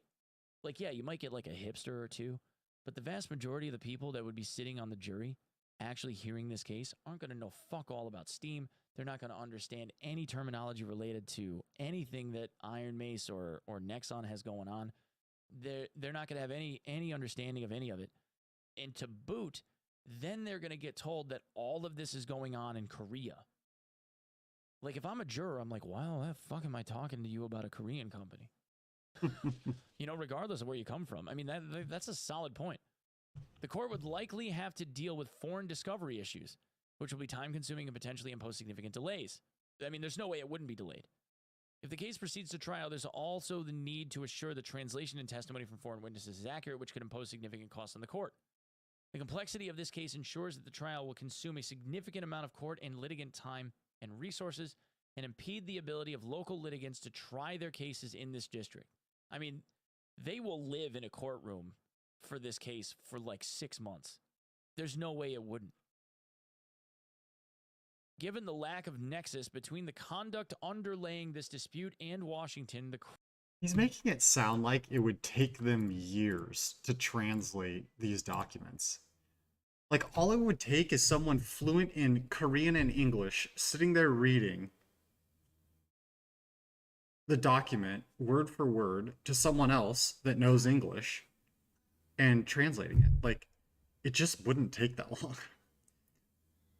Like, that sounds like a week of 8 hours worth of work. I don't think translating the documents would take nearly as long as this guy's making it sound like. And he's just like quadrupled down on it. Crowded federal dockets, difficulties presented. All right, so now he's kind of laying it on heavy, saying that like the court's too busy. Difficulties presented by Korean-speaking witnesses and Korean documents and the risk of inconsistent judgments. It would be an inefficient use of judicial resources for this case to proceed in Washington. I mean, I kind of have to agree with this, though. Right? There's a lot of reasons. I mean, you're talking like translated stuff. It's got to be certified translated. Like he's saying, it's going to be time, time and money, right? On top of which, then they're talking about the risk of inconsistent judgments, which means that like you could find in the United States court, they could find something like fine in one place, right? But then if it's still being tried over in Korea and the home base goes like, no, that's not fine, it's this way, or vice versa, like you could have conflicting judgment shit. It should be dismissed in favor of the litigation proceedings that are already occurring between the parties in Korea, where there's a related action pending in an alternative form. Dismissal is favored to avoid a duplicative litigation and inconsistent outcomes. Jesus Christ, I should have been an attorney. Like, you can see what they're pulling, right? Like, it's not hard to see where they're going with it. There are significant advantages in having all the parties assert their claims in one forum, not only to avoid inconsistent factual findings, but also to spare the litigants the additional cost of duplicative lawsuits. There's no need to litigate this matter separately in both forums, burdening a Washington court and jury with an action based on events that took place almost entirely outside of the U.S. And then declare this is a certificate of service, filed electronically with the court and served simultaneously upon all counsel of record. So they put this into the court and sent it off to all of the associated attorneys involved in the case, and signed by Aaron Moss and the local attorney Michael Chait. So Michael Chait was brought in as an attorney that actually has he resides like in the 9th district. His office is in Seattle. So I don't know who Yoon Jeon is. Yoon Jun Jeon. I'm butchering his name. I feel horrible because I don't speak Korean and I know that I'm not saying their names right. And I'm trying not to be like a fucking pig-headed American when I pronounce their names or try to. And a letter with subject, blah, blah, blah. And then he talks about on April 20th, he sent a counter notification. A true and correct copy is Exhibit A. I emailed James Blackburn, counsel for Nexon, with copy. Requesting to meet and confer regarding defendants contemplating motion to dismiss based on forum nonconvenience because I'm located in LA. And some of Nexon's lawyers are located in Washington and Korea. Propose we meet and confer telephonically. Counsels for the parties. Wait, on June 20th, counsel for the parties engaged in their telephonic meet. On the call for defendants with myself and my partner, Josh Geller. On the call for Nexon was Blackburn and his colleagues, James Lee and Oscar Ramallo. I explained in detail the basis for defendants contemplate a motion to dismiss. I explained that the instant dispute is controlled by forum selection clauses. I also explained that both the private and public interest factors considered by courts in these motions heavily favor litigation in Korea. Mr. Blackburn asked me to supply him with citations to some of the legal authority we were relying on, which I did. After taking the matter under advisement, Mr. Blackburn emailed me today and wrote, after further consideration of defendant's motion to dismiss on forum nonconvenience, grounds following our meet and confer yesterday, Nexon will oppose defendant's motion. Interesting. Bruh. Of course they will. Chad, do you know why? Do you know why they will? There are two key words that come to mind. Two very key words that come to mind when they say that they're going to oppose the defendant's motion. Do you know what those words are? Teeth Boy nailed it. Billable hours. Yeah. Nexon has unlimited money. Billable hours. All right. Young John. Oh, this is the Korean attorney. Oh, he's their attorney in Korea. He's the one that initially responded. He's actually been involved with these guys the longest. Okay. Facts stated herein are known to me personally, and if called as a witness, I could and would testify. I've been practicing law for 19 years in Korea. I mainly specialize in IP, IT, and privacy law. And then he talks about his accreditations. I've handled more than 100 cases of IP disputes. Korea has a written constitution that establishes an independent and impartial judiciary. Korea has a 3-tier judicial system. Court cases typically begin at the district court level and appeal to high courts and ultimately the Supreme Court. Court issues a summons, and they have to appear within 30 days. Civil litigation matters, parties have the right to pretrial discovery. It takes place at court hearings where the parties may request evidence, including testimony, expert, and documentary evidence. The district courts conduct evidentiary hearings at which the parties are able to provide documentary evidence, testimony, and argument. Korea has an adversarial litigation system, and the parties are able to examine witnesses presented by the opposing party. Okay, so it's like he's trying to say this is very, very similar to United States court system. They're trying to, what they're doing in their statements in these declarations is talk about how there are parallels between the two courts, so that the judge would be compelled to dismiss the case in the United States because the Korean court would do a good enough job per like how the United States would have tried it. Korean courts can grant various forms of relief, which I already talked about. They have a Copyright Act, they have a DMCA, and they DTSA, like their versions of them. Plaintiff in a copyright infringement action may obtain many different remedies, preliminary injunctive relief, et cetera, et cetera, et cetera. Hey, So many do you ads want in to this start thing. streaming? With All Pro, you get access to We talked about this. Yeah, my druid's pretty solid now. The build's pretty much complete, other than like min-maxing at this point. I still need like 40 Paragon points to finish this tree out, but yeah, I mean, as of right now, I sold it at 44 last night, pretty safely. The main problem with my build is like I'm tanky enough, I do enough damage, but all of my damage is basically gated behind one, my resource, which is a giant issue, and two, my resource is all gated behind one of my key passives called Earthen Might. And this is what makes pretty much every druid build viable, is this one ability right here. Damaging enemies with Earth skills has a 5% chance to restore all of your spirit and cause your attacks to be guaranteed critical strikes for 5 seconds. Basically, I can't do anything until this procs. Which, it's a 5% chance per damage. So, like, if I'm in a big group, this will basically just trigger over and over again and never falls off. But if I'm one-on-one, it almost never triggers, and I lose like 90% of my damage. Yeah, no internal cooldown. This thing can proc as much as possible. But the problem is, if you have like 5 enemies or less, this thing pretty much you're gambling, right? So all my damage is hidden behind this thing, and on like bosses or like a single elite unit, like I'm just useless. How much lucky hit I got? Not a ton. It's not really a stat I've been chasing. However, critting increases it from 5 to 10%. So I've been chasing like a decent amount of crit chance. Yeah, my bonus lucky hit is actually 0. Huey solved that by giving players a potion to summon worms to hit. Oh, really? Yeah, so like those spider mobs, the infested like spider mobs, when they die and they explode into like 10 spiders, those are the best mobs in the game for this build.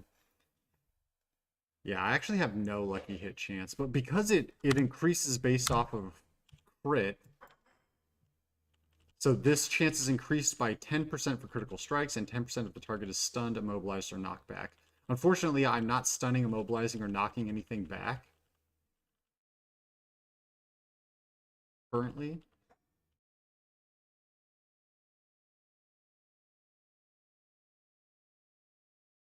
Could I change that?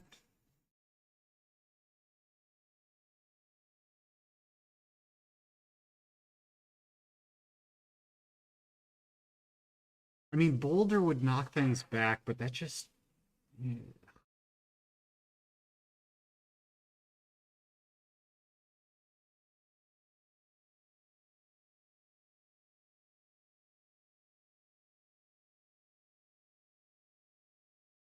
I need more skill points.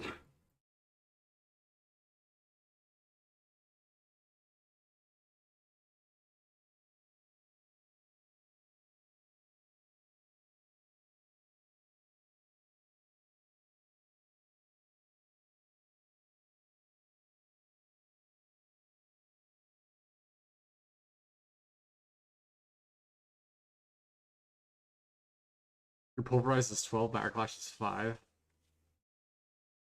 I think it's 15%. Just gonna make a barb next time OP class. Yeah, you should have, dude. I'm surprised you didn't make a barb. I feel like barb and rogue were like right up your alley. I was So I don't know if you guys know who Bajira is. Bajira is a pretty famous warrior WoW streamer. I was running around the PvP area last night, and Bajira killed me.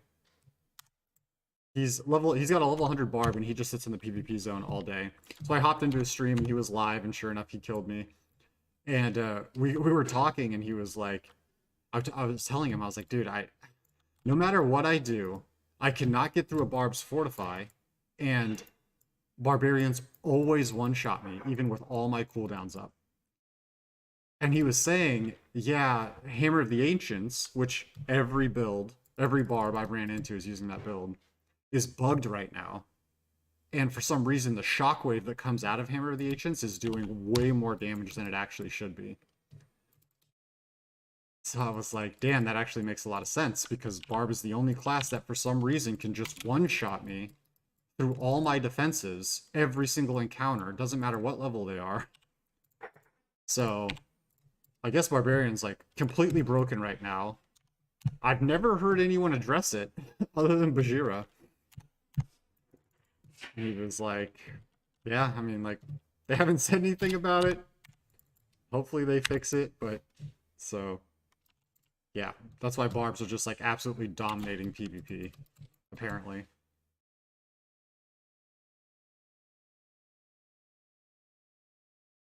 Okay, cool. That's an instant buff to my bulwark passive.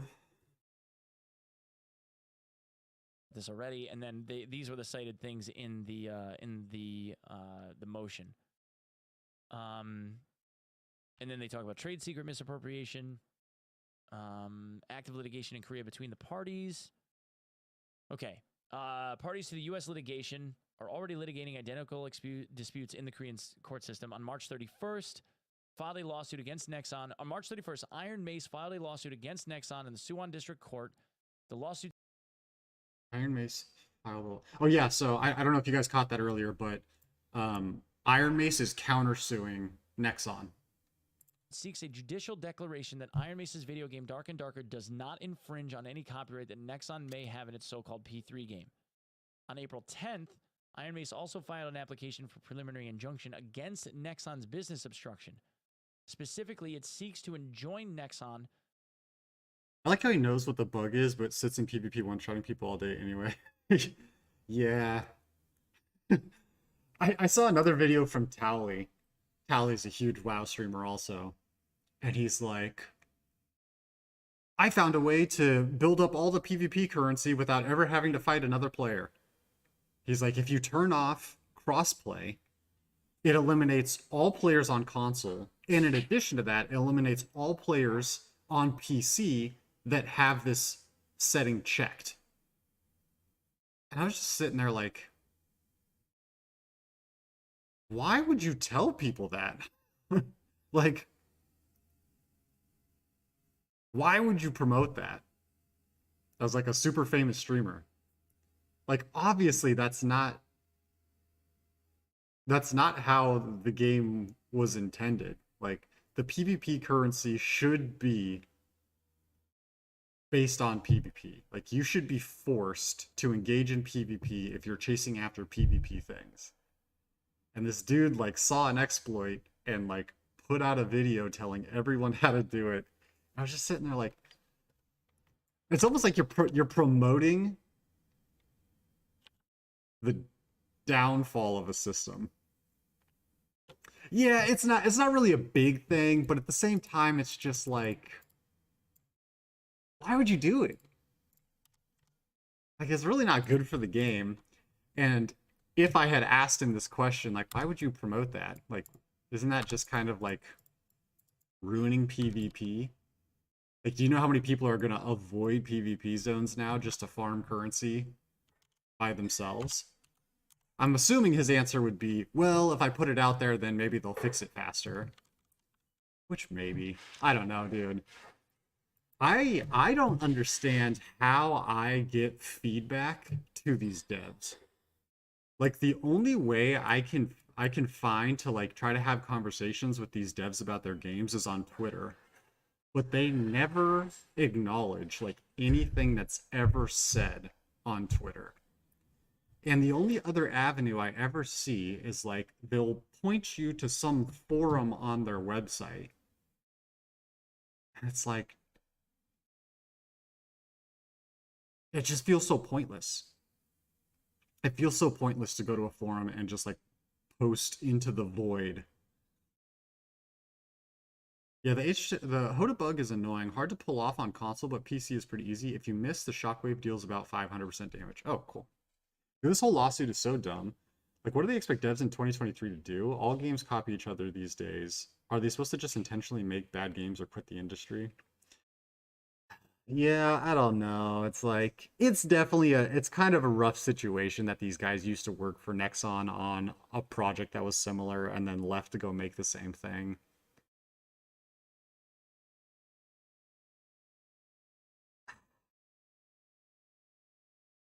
But all I can do is just like, and I'm putting words in the dev's mouth, but like, it is just so, it is so clear to me that these guys had a huge passion for this game. They probably came up with like all of the ideas.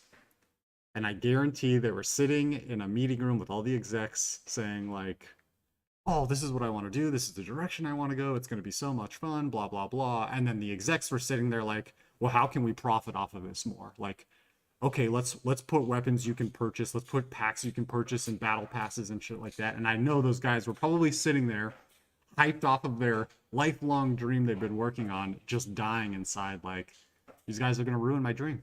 They're going to ruin my game. And they were like, nah, I'm not letting it happen. I'm going to go off and do my own thing. But because a company just owns every thought you have while you're working for them, it's like, what are you supposed to do?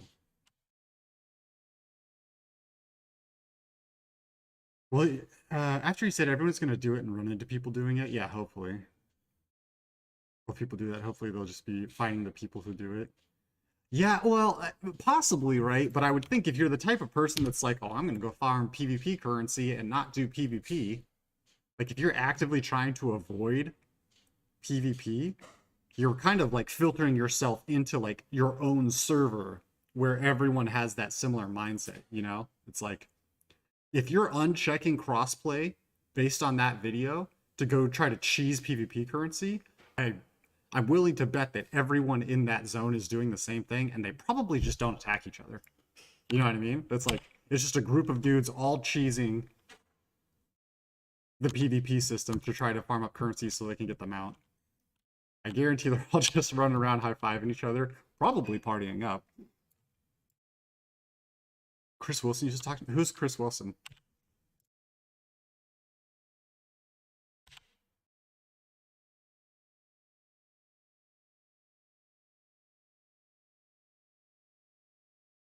I mean, I even played games. Oh, from GGG? Oh, that's cool. I even played, I played matches with the Hood devs. I actually got one of my sickest plays ever in the game with the Hood dev. I might have a clip of it somewhere, but we were about to lose. There was 2 guys on winch, and I had like just spawned. And I literally just blind Hail Married a grenade into the air. It traveled like across the map, landed on the winch, and got a double kill. And we came back and won the game. Every time I've TP'd into the town, to the PvP zone to get somewhere, I always immediately get invites to group. Haven't touched PvP at all. It's actually a ton of fun, Modurban. The PvP is like super, I mean, obviously it's not balanced at all. But the zone, because I just think you're gonna come up on the right. Thank you so much. Special weekend breakfast. That's my favorite meal on the whole planet.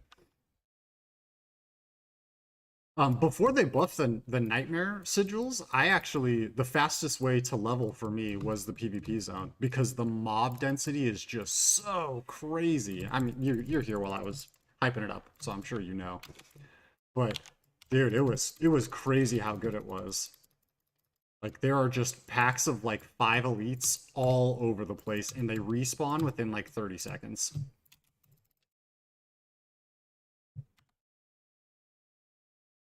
I mean, I'm sure it is true, but it's just like... I mean, I earned my PvP shit the hard way. I went into the PvP zone, I fought people, I escaped while under pressure. You know, and I bought the 2 most expensive PvP items from that. Like, I don't know. I take pride in doing it the way the game was intended. So I don't know if I just want to like start earning currency by cheesing it.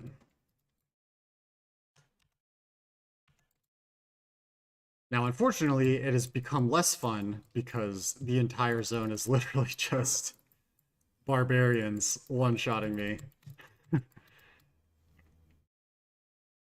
And I mean, that's all that's happening. It probably wouldn't be that big of a deal. I'd be fine with the barbs having the ability to one-shot me as long as I had a chance to kill them. But I've had barbs sitting AFK in the PvP zone. Like, dude walked away from his computer, his wife was screaming at him or something, literally just sitting there, and I can't hurt them.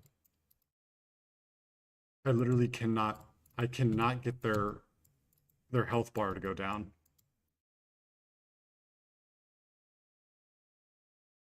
I'm not really sure how Fortify works, but it seems like I think Fortify passively must just reduce the damage you take while it's active, because I can't get through people's Fortify, and I don't really understand why. Like, I'm getting 500, 600k crits here. And I can't break through people's Fortify. I just don't understand. I lose this event every single time.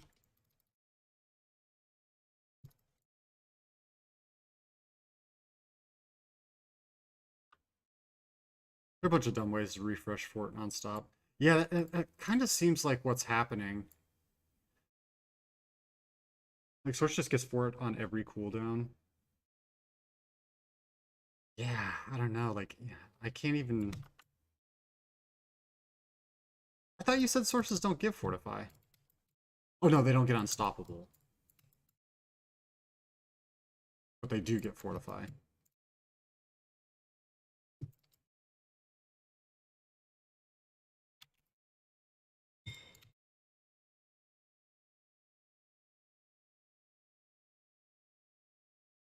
Oh, you're thinking shields. Yeah, I don't know if shields work the same way. I assume they've got to be somewhat similar, maybe just worse. I don't even know what Fortify is even. Yeah, it's a good question. I mean, it basically just works like a shield. But you can see right now, I have Fortify equal to my life, and it's rapidly decreasing because I'm not increasing it anymore. But I think that's kind of the problem. I think it's too easy to generate Fortify. Because, like, I'll show you some of my abilities real fast. Because pretty much every single one of my abilities can generate Fortify. So Fortify for 8% of your base life whenever the Earth Spike damages an enemy who's stunned, immobilized, or knocked back. Here's my Pulverize. I guess Pulverize doesn't. Casting Earthen Bulwark grants 18% life, based as Fortify. You just get Fortify for having that. I have like a, I don't know if it's an aspect or something. There's something else that like basically every time I do damage, I'm building Fortify. Every crit is building Fortify. So I think I'm just generating it kind of infinitely. But my Fortify doesn't really matter because the Barb can one-shot me through it. Oh! Little sprinkle? Thank you. Oh, I didn't pick up that pedestal. I hate myself. I hate myself so much. Let me see what it says in the... What does it say about Fortify here? Fortify bonus. Increases the amount of Fortify generated from your Fortify effects.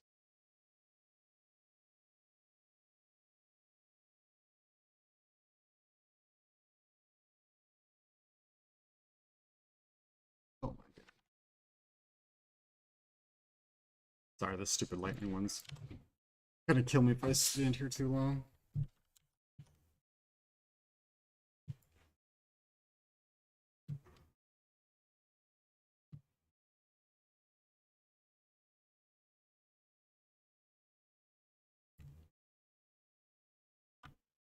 Wow. I hear a lot of people talking about the Crush of Beast Bones still. Why do people need that resource after like creating that potion? From sending takedown notices to third parties, such as Valve Corporation, claiming that Dark and Darker infringes on Nexon's rights. If Iron Mace prevails, Nexon will be ordered to withdraw the takedown notice it sent to Valve Corporation under the United States DMCA. There you go. On April 14th, Nexon filed lawsuit against Iron Mace, Choi, and Park in the Suwon District Court. That lawsuit asserts claims of trade secret misappropriation and copyright infringement against Iron Mace, Choi, and Park and seeks preliminary injunction restraining them from, among other things, publishing or distributing Dark and Darker, which they failed to do 2 days ago. Or on Friday, whatever it was. Yeah, on the 16th, they failed. True and correct copies of the parties' applications for preliminary injunction, which set out the parties' claims in detail, are attached to the declaration as Exhibits 1 and 2. As detailed in the two pleadings, the dispute involves Nexon's claims that Choi and Park, former employees, acted improperly, blah, blah, blah. Iron Mace, Park, and Choi dispute the allegations. Nexon has been served and appeared in the Iron Mace lawsuit. Each of Iron Mace, Choi, and Park have been served and appeared in the Nexon lawsuit. The parties have all been actively litigating the lawsuits already.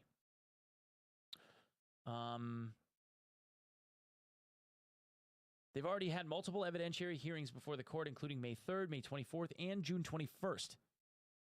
Yeah, oh wait, this was yesterday. This is yesterday when it failed. That's the news article that we saw. In the morning, they got heard, and then we saw the news article yesterday, and the injunctions, the injunction on the Nexon side of it failed. What does injunction All hearings mean? have now been concluded, and both parties may submit additional written evidence. Hey, babe. Babe?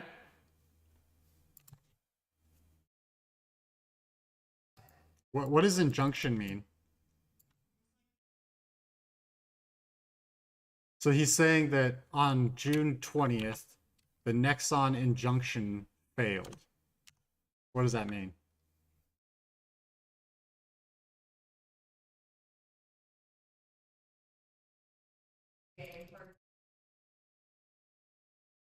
Or stop them from developing it, I guess? Okay. That's probably what that meant. To the court until July 19th. In the lawsuit so far, this is the month. This is the month that they're being reviewed by a third party. In the lawsuit so far, Nexon has filed thousands of pages of briefing and evidence, blah, blah, blah. The evidence that Nexon submitted includes, by way of example only, copies of Nexon's employment agreements with Choi, Nexon's acknowledgement about company IP, Nexon emails, written witness statements, text messages, transcripts, oral conversations. All of this material is in Korean. And then they list all the documents that were signed. Nexon has filed copies of each of these documents in the Nexon lawsuit, and the documents are written in Korean. Exhibit 3, each of these documents filed by Nexon. 4, 5, and 6. Translated copies of the employment agreements signed with the verbiage that we've already talked about multiple times. Procedural considerations. Even if there weren't active lawsuits being litigated between the parties, it's clear that as a procedural matter, Nexon could sue Iron Mace, Choi, and Park in Korea. Iron Mace has its principal place of business in Korea. Songnam is a city near Seoul and is within the geographical jurisdiction of the Suwon District Court. Nexon also has its principal place of business in Songnam, Korea, and the Suwon District Court is the most convenient place for Nexon to litigate. Blah, blah, blah, blah, blah. So then there's the exhibits. And I like to repeat the same thing like 18 we seek a trial times. judgment that purpose of application. Yep. So these are the applications that were submitted to the Korean court to get them to stop. Dude, this is a huge ass document. Oops. Oh, install a font pack because it's all like the lower stuff is all in Korean now that it's been rendered. And then I think this is the originating complaint that was made to the court. It's like a carbon copy. They basically took it looks, dude, this looks like they took the complaint that they made to the Korean court and then just translated it into English and sent it to the US. Okay? Well, why would you do anything different? Ju Hun Choi Declaration.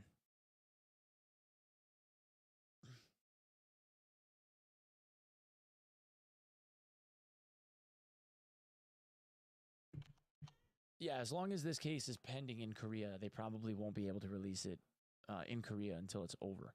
But United States Steam is a different animal, right? Mm-hmm.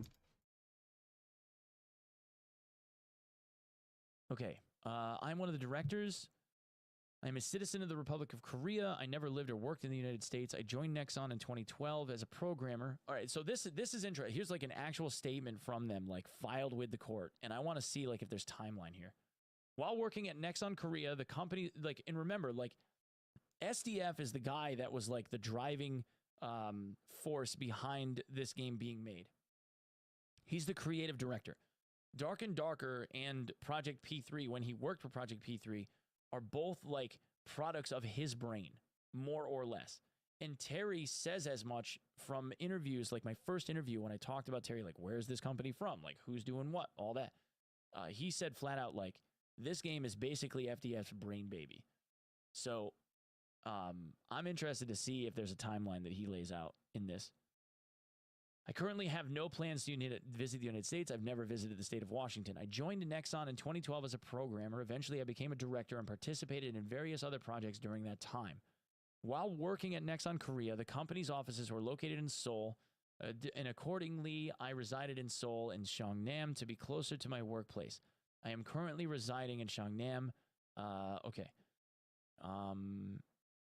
When I joined Nexon Korea, I signed a written employment contract. The contract was proposed to sign a draft written by Nexon Korea as is. Okay, so this is the verbiage that they're talking about. Like, they're going to obviously cover their bases, talk about how it was taken as is. You know, you can't dispute this. It's a contract of adhesion. It contains a provision that all contract disputes will be handled in the Korean District Court. While working at Nexon, I signed the acknowledgement of company, blah, blah, blah. That's supposed to be handled in District Court. I was the director of P3 project when I was in Nexon Korea. I participated in the P3 project with several Nexon Korea employees for less than a year. With many nearby projects being canceled, there were extreme pressures to meet demands from the management. However, the manpower they provided was insufficient compared to their goal and schedule. More than half of the entire project period had to be carried out with only around 10 people, far less than 20 people Nexon claims was used throughout the project's life. So, we know that this is reiterated a couple of different times where the director, they hadn't said his name in prior posts and stuff, that people that worked for Nexon or whatever had said that they were a skeleton crew and they needed more people, and that SDF was constantly complaining that they needed more engineers and they weren't getting them. New video here while playing. Crazy, but that's how it goes. Millions of people living as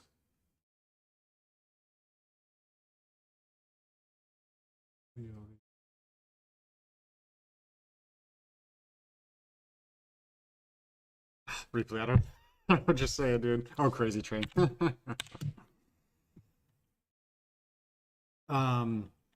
Yeah. I'm not really sure. Well, it sounds like if the judge in the US court decides that Korea is sufficient to decide the outcome of the case, that could happen very soon, which would lift the DMCA, meaning that I think they could post the game on Steam as soon as that DMCA is lifted. Yeah, I mean, if I was a US judge, I wouldn't want to be involved either. Like, especially if it's already presiding somewhere else. So yeah, so I don't really know. I don't really know if the ongoing court case in Korea would stop them from posting it in the US. It kind of sounds like it wouldn't. Which, if it wouldn't, I think we could see it on Steam fairly soon. But I don't know how long it's going to take the judge to decide if they're going to do that or not.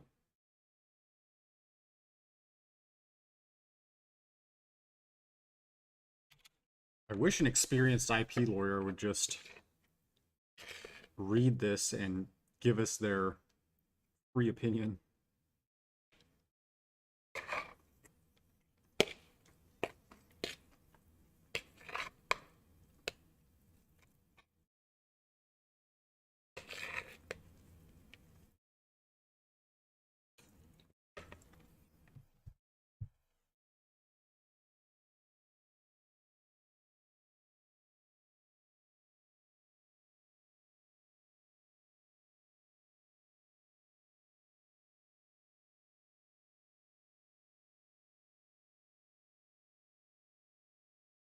I feel like this aspect would be really good for PvP, specifically versus barbarians and druids, because we're so commonly unstoppable. You would just do bonus damage all the time. I feel like that has some pretty big PvP potential.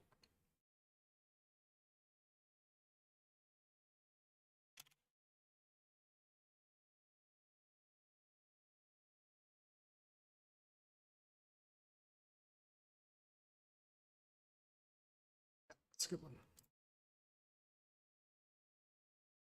All right, lucky hit chance plus 30%. You notice any differences after switching to the encoder?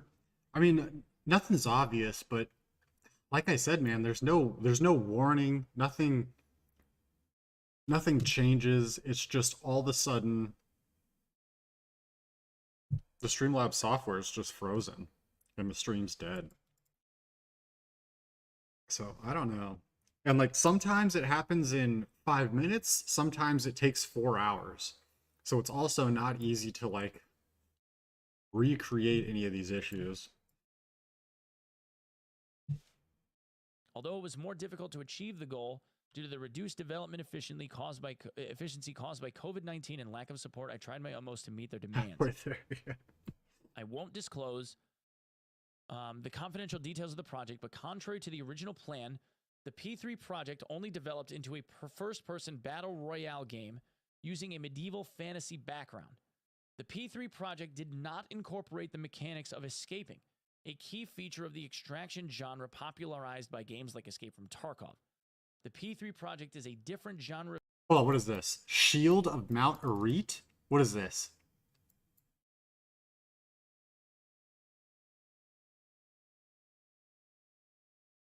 Has anyone ever seen or heard of this before? Oh, it's a cosmetic trophy for my mount. Oh, that's fucking sick. That's super sick. Replay, what I'm listening to is I'm listening to a guy read through the Dark and Darker and Nexon court submissions. Oh, this is super cool. Is that somewhere? Need people to know I'm finding cool stuff. Someone said in the movie Taken, good luck.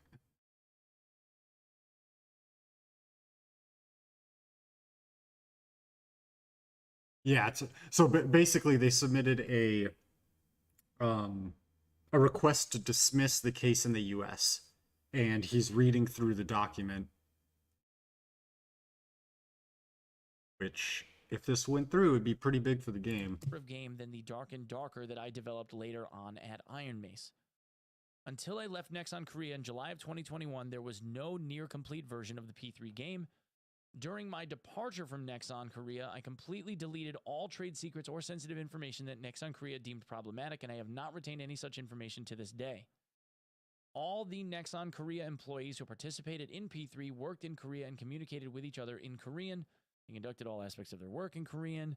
The Nexon Korea executives who oversaw the P3 team were also located in Korea and communicated in Korean. Okay, after leaving Nexon, I founded it in October 2021, developed first-person extraction game, and with a fantasy setting, which eventually became Dark and Darker. To officially develop the game, we built a team of around 20 skilled veteran game designers, etc., etc. No one at Iron Mace accessed or used Nexon's trade secrets or other intellectual property. We developed it from scratch. In addition to our own creations, we also utilized legally acquired publicly available assets, Unreal Engine Market. We have records and receipts of this entire process.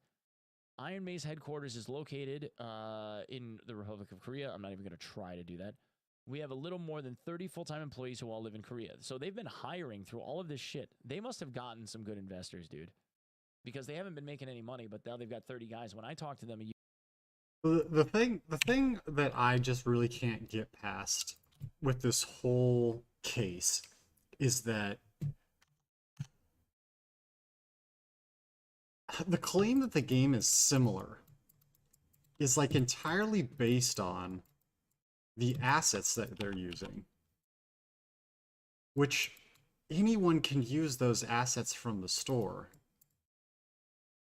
after purchasing them. So it's like, yeah, the game looks similar, but the assets are like commonly used assets off of the store that anyone can purchase and use at their leisure. And not to mention, these are the directors of P3, so it's like they chose the assets in the first place.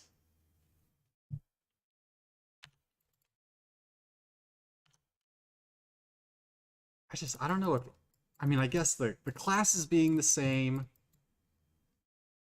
is kind of problematic, but at the same time, like, they're very common D&D classes. I don't know. A year ago, they had 22. More than 30 people. Meetings related to the development of Dark and Darker at Iron Mace were conducted in Korean. Game development documents, including design proposals and idea memos, were also in Korean. The records of our creative development efforts clearly demonstrate that we independently developed Dark and Darker. The source code and its development records, which demonstrate the construction method of Dark and Darker, will clearly confirm that we developed the game without using any proprietary assets or code from Nexon Korea. Our internal team discussed and documented the... I'm not fully aware of what's happening, but if these are assets from a store, they have a license attached to them, and as long as they were within the license, it should be legal. Yeah, so basically what happened, and I can summarize it very quickly.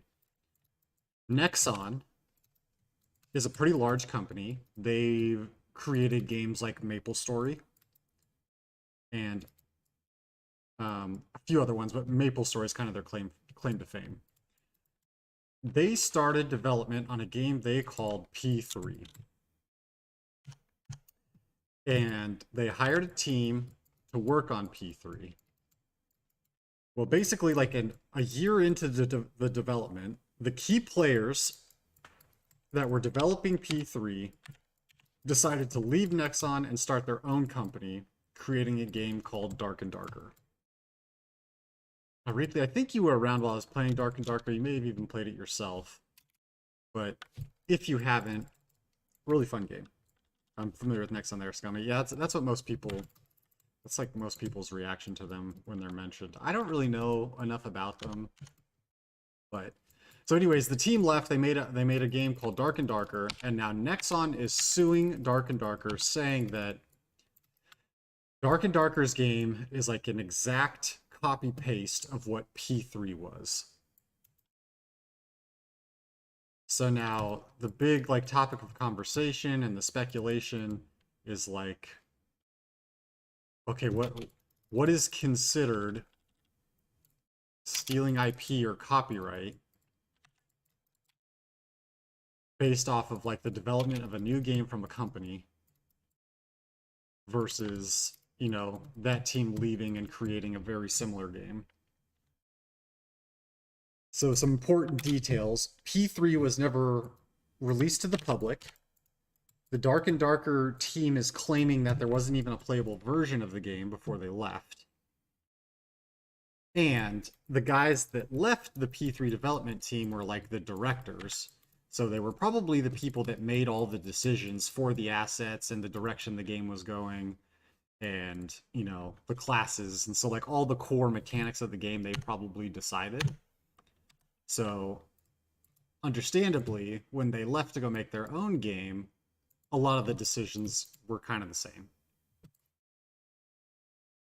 So now, Nexon is basically saying, you guys stole this idea, and they filed a DMCA that's not allowing Dark and Darker to post their game on Steam, basically just like killing it outright. Okay, you're familiar with Nexon there, Skimmy. Now, Nexon can prove something like these engineers worked on the side project while working on P3, then these engineers are in big trouble. These engineers worked on this side project. Oh, yeah. No, they have not claimed that in their... They have not claimed that in their case. What they have claimed is that the developers stole files directly from work computers and including work computers that they were developing P3 on, and that the source code in many instances is a direct copy. Now again, that hasn't been proven, that's just their claim. And of course, Iron Mace is of the stance that We never took any of their files. Everything was deleted as soon as we left. And all the code is basically from the ground up.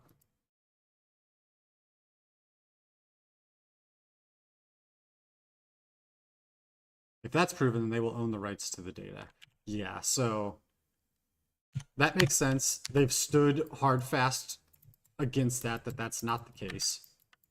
And even as we speak, it sounds like in Korea, the court case is already deeper underway, and they have a third-party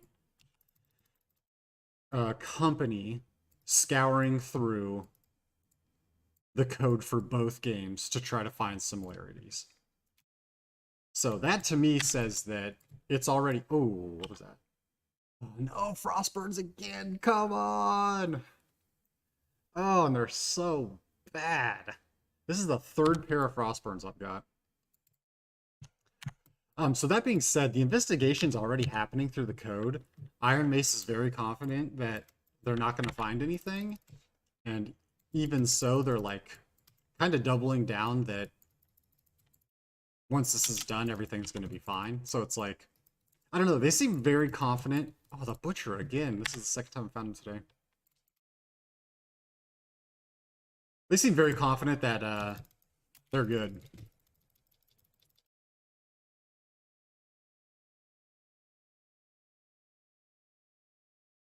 See, like, this is like where you can really see my build struggle, Akumos. Like, I just cannot fight bosses one-on-one like this.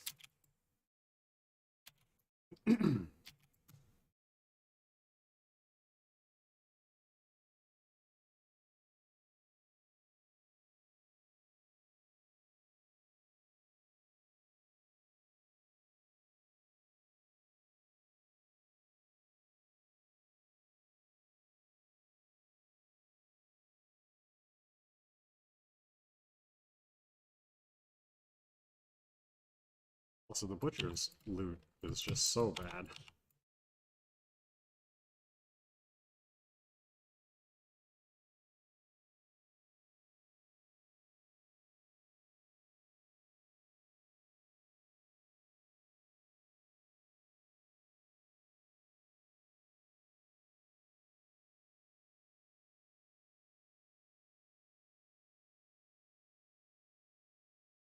Okay.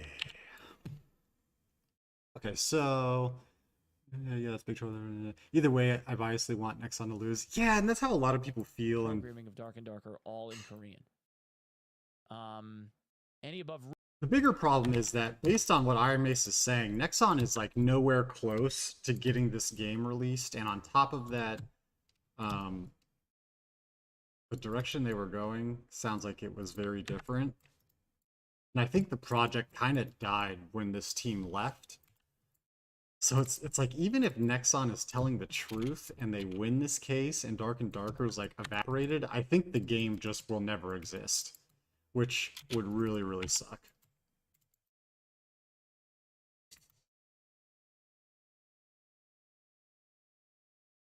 So it's almost like, dude, even if they stole the ideas, which, I mean, legally, yeah, kind of messed up. But in reality, it's like, okay, the two directors that made all the decisions for this game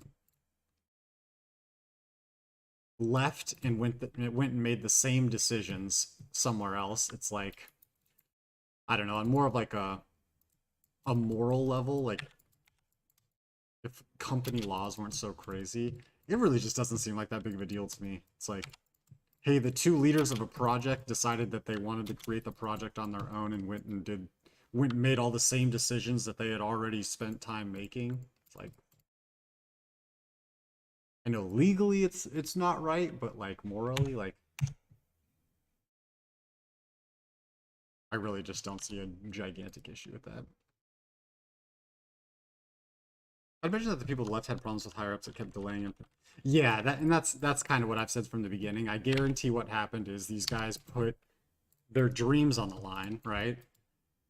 They came up with a genius idea, pitched it to the company liked it, they started working on it, and then, you know, corporations do what corporations do. They tried to over monetize it. They took the game in a different direction.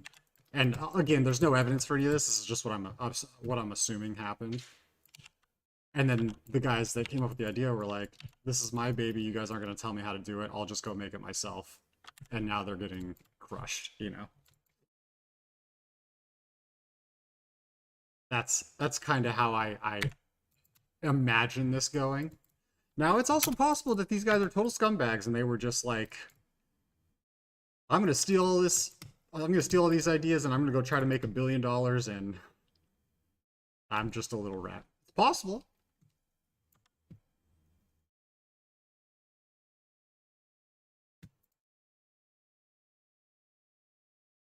It's 15. I'm working on Earth and Sky now. This seems pretty good.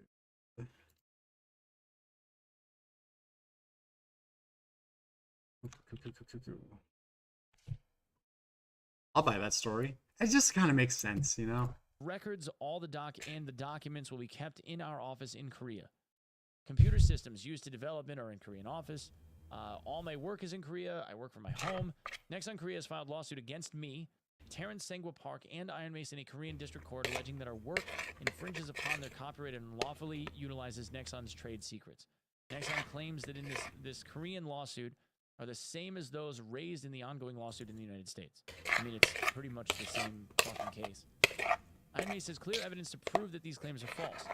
Our progress in creating the game has been carefully documented and recorded, and from this evidence, it's evident how we developed Dark and Darker from the beginning. These pieces of evidence are almost all in Korean, and the key witnesses who can testify to this are residents of Korea and communicate using Korean. Huh. All right, Terry Park. I'm leaving my company because of the management. They tried to fire me several times, but HR didn't let them because there was no basis. They harassed me constantly and kept invading my personal life. Are you saying? Sorry, I pressed enter too soon. Are you saying that that's an experience you're going through right now, or are you saying that's what you're envisioning? Kind of their idea through it was.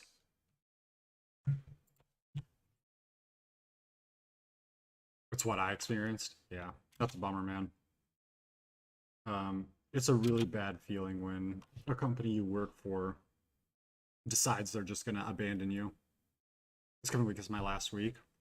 Well, sorry it came to that, but congratulations on, you know, standing up for yourself and going in a new direction. Like, while it's super scary to walk away from something, the potential in finding something new is very exciting, and I hope you focus on that. Something kind of similar happened to me. I think right now, the entire market is just kind of like recorrecting itself from overhiring during COVID.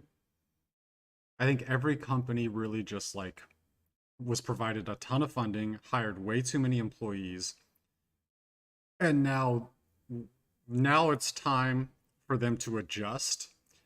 And because laying people off is such a bad look on companies, it really, and again, I have no proof, but in my experience, it feels like what they're doing is they're trying to fire employees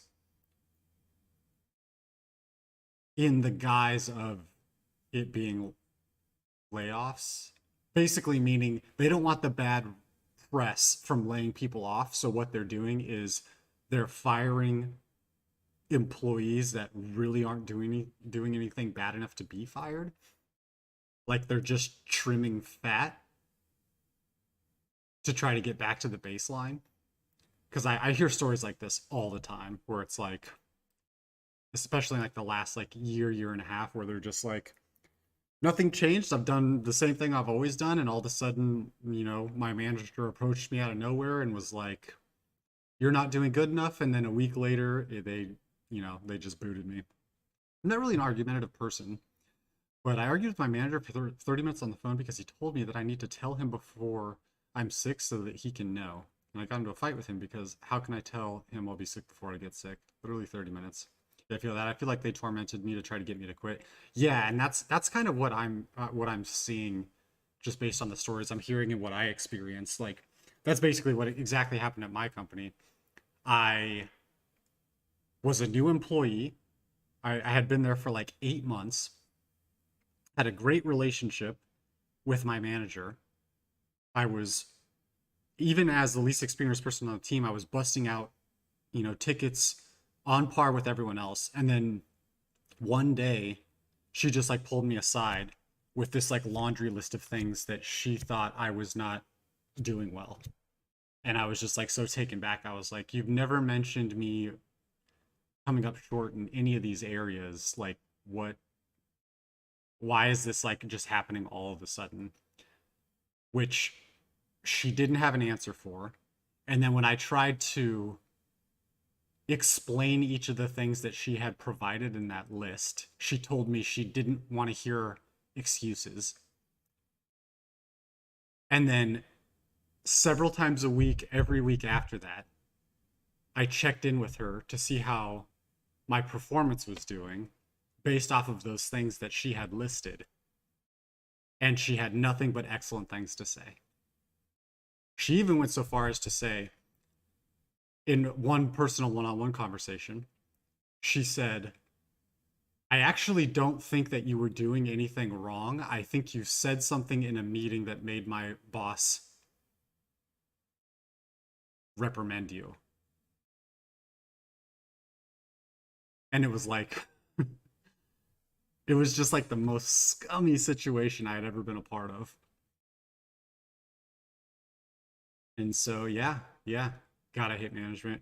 And so, that relationship was severed, and then went on to a next job doing something that I wasn't really looking for, but it worked out. And it's actually like 2 steps back from what I was doing. So technically the work is like easier to consume and they're paying me more money. So it's like, it sucks, but it'll be better. Do I have any 33 keys? I don't. My lowest key right now is 35.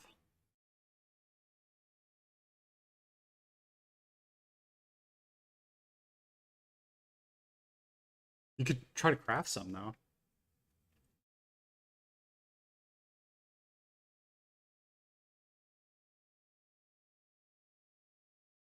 So yeah, long story short, sorry that's happening. That's a real bummer, but I can almost guarantee that things will be better because of it.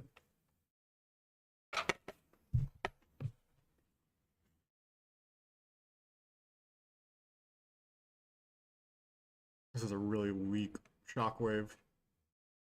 814 weapon though. Critical damage and core skill damage is crazy. It rolled werewolf though, which means I probably can't do anything with it. And of natural balance. No. Critical strikes with shred. Yeah, that could be good. Critical strikes with core abilities. No.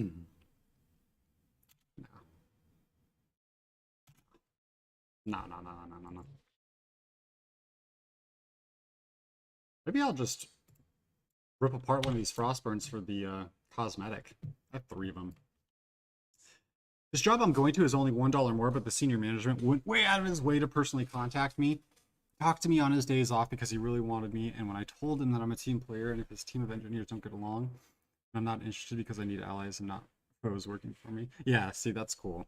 So, you know, similar / increased pay, and you like laid down a foundation for what you're looking for.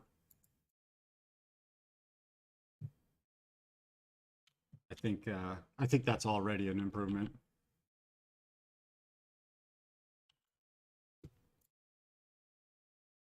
I'm lucky enough to like I found more champions demise maps while running it. Like 3 times in a row. They kept dropping the same map for the thing I was in, but looks like my luck has ran out.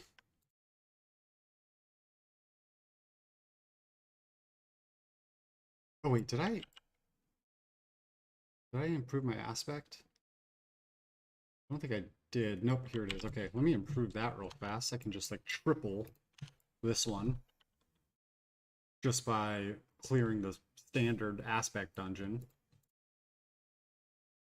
Boom, here's my pants. So right now, killing an enemy with earth skills replenishes my earthen bulwark by 117. Just using the Codex of Power, this will take it up to 359, literally tripling it. Almost over tripling it.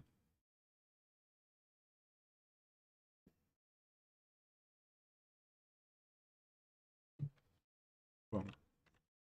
I'll be overseeing the local engineers, so I'll be a sort of supervisor position. It'll be interesting. That's cool, man. I think a good supervisor really can just offload like almost all of their work, which would be cool. Me and you and I are in better places, yeah, for sure. Like whenever I'm looking for like what I'm looking for in like a manager or a supervisor is never like I don't need a super expert in the field, you know? Like I can get an expert for like questions and things like that from another senior person on the team. What I need in like a manager is I need someone that's going to go to bat for me. Like when I'm getting swamped with too much work or when I'm getting hit with things outside of my job description, like I need my manager to step up and like smack those things away. Like that's what I really need from management.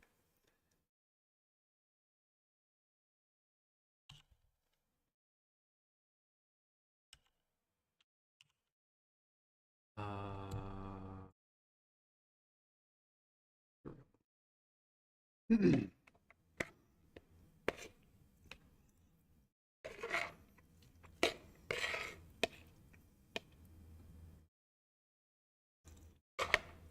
don't know if this guy has anything else interesting to say. It kind of just seems like we're repeating the same things over and over again, but there's only 12 minutes left.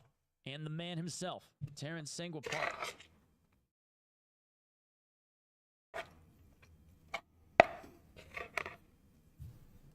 Sending back my last order of copium. I don't think this is copium, man. I really don't. I don't think this is copium. I think that the case is gonna get tossed from the United States court. And I don't know what the rule is when it comes to Steam handling something like this that gets tossed to like a third-party jurisdiction, because now DMCA wouldn't be recognized anymore. So I don't know how that gets handled. I don't know what they do. I have never owned real property in the United States. Wait, so hold the fuck. Wait, what the fuck? What the fuck? All right. So Nexon, now remember, when people file shit in court, okay, when Nexon files shit in court, when everybody files shit in court, okay, they always use verbiage that it is believed to be true, right? Under penalty of perjury, it is believed to be true that Nexon's original complaint, in their original complaint letter, in their original complaint to DMCA offices, one of the reasons why they argued that the case should be heard in the United States is because of all the business that was getting done in the United States, because Terry Park's job at Nexon when he was creating and working for and with Project P3 was to create a marketing system that was designed to target Western audiences. So it's no shocker that Terry is fluent in English and Korean, because that was the initial job that he had, was to try and market this effectively to Western audiences. That was his gig. I didn't really understand that. That sounds troublesome. They also said that Terry has a permanent residence in California. Like it's always been believed that, based on what Nexon had said, and this is why I always say that you have to take this kind of shit with a grain of salt, because it's always got bias. Just because they use the words "it's believed that" doesn't mean it's fucking true. This is a perfect example, albeit a very small detail, that they said in their original complaint letter why they wanted the case to be heard in the United States is because one of the executives for Iron Mace lived in the U.S. and had dual residency in the U.S. and in Korea. But Terry says, I am a permanent resident of South Korea. While I was born in the United States, in Los Angeles, I moved to South Korea in 2005. I have been living and working exclusively in Korea ever since. I am married to a Korean citizen and have 2 children who were both born in Korea. I have never owned real property in the United States, and I have never visited the state of Washington. What is real I do property? not have a residence in Irvine, California. I currently have no plans to visit the United States in the foreseeable future. It's so hard to tell, Akumos. I mean, like, sounds like personal or commercial property. Yeah, it kind of sounds like that. Real property may be a loophole. Legal jargon, yeah. So the overall like theme I'm capturing from this letter is that Iron Mace is very confident that they are not going to find any real evidence of copied code or source data. Like the way that they're describing where they're at in the court case in South Korea, the code's already being combed through by a third party. They're well into the court case. It just seems to me like they're extremely confident that they're going to win. Which to me makes me think that they may actually be innocent. Nexon may just be screwing them.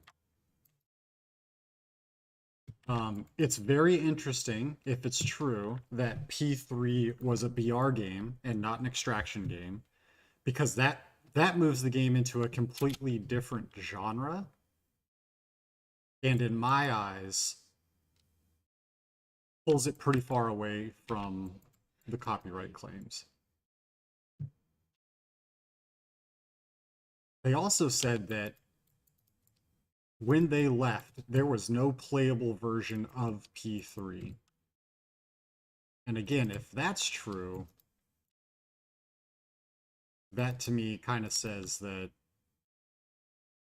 really doesn't matter what they had. Like, all they had was a series of ideas saved on, you know, a hard drive or a server somewhere.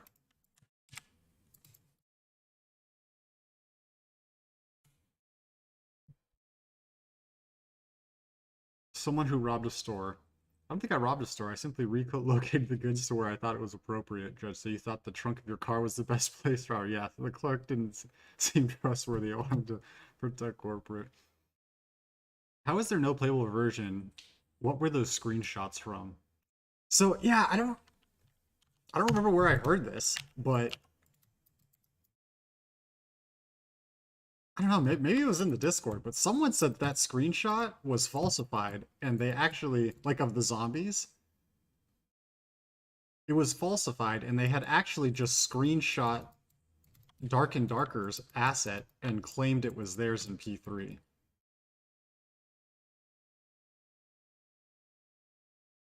Yeah, so that was proven by the UI. So, I mean, if that's the case, then I couldn't really trust any of the screenshots that they posted. I would say that those are all subject to be scrutinized. The classes being identical is still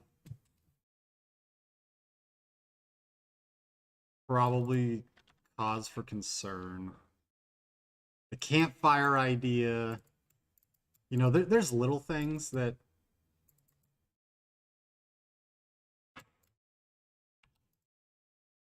but again, it's just like, I don't know. Legally, yeah, they might be in trouble. Morally, like, I guarantee these guys came up with those ideas. Like, of course, you know, they spent probably weeks deliberating on the best direction to go with their original game, and then they walked away and they're like, hey, I already spent 2 months deciding that I wanted the campfires to look this way, or I wanted the lighting to look like this, so of course I'm going to carry that over. Like, it was my idea, albeit I came up with the idea while working at a different company.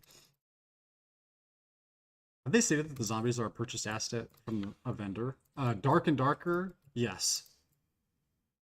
I don't know if zombies specifically, but they've claimed that pretty much all the assets that Nexon is claiming was theirs were assets that they both purchased from the asset store.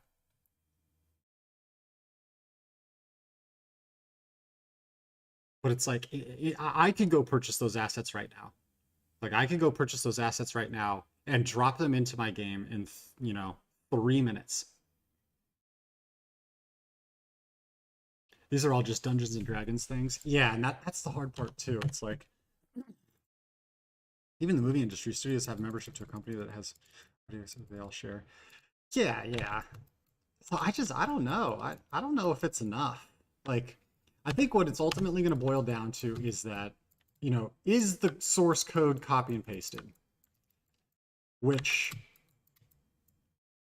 they would just have to be so stupid. Like, even if they were stealing this, they would have to be so stupid to copy and paste the exact source code. So I think that that's pretty much like the only thing that's outstanding in my mind that could be like a real problem. And I just don't think they're going to find anything there, especially by the the way they're talking in this dismissal request. Like, it just doesn't. It seems like they are very confident that they're not going to find anything.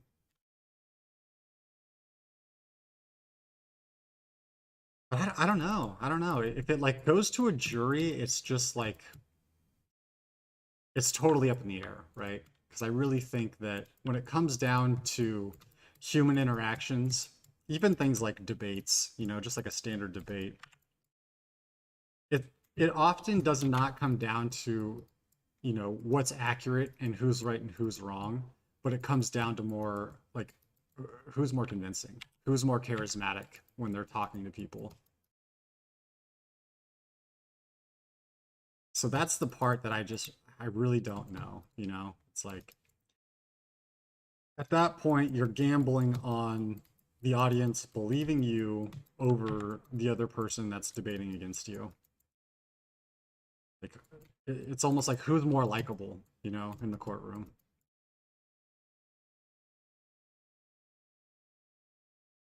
Crossplay is so free. PvP. Oh, 2 people both not flagged. Yeah, that's kind of how I assumed it would go. Pretty annoying that I worked for it and everyone else is getting it for free, but that's okay. I don't know. I think in all, I think Dark and Darker's probably gonna win this lawsuit, but the real question is, how long is it going to take? How much money is it going to cost them? And is there going to be anything left when the lawsuit's over?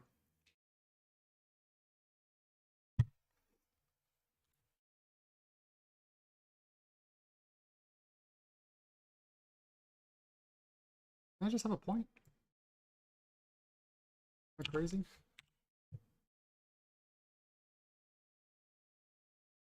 That is the worst aspect in the game. 792 strength X lucky hit. It's weird.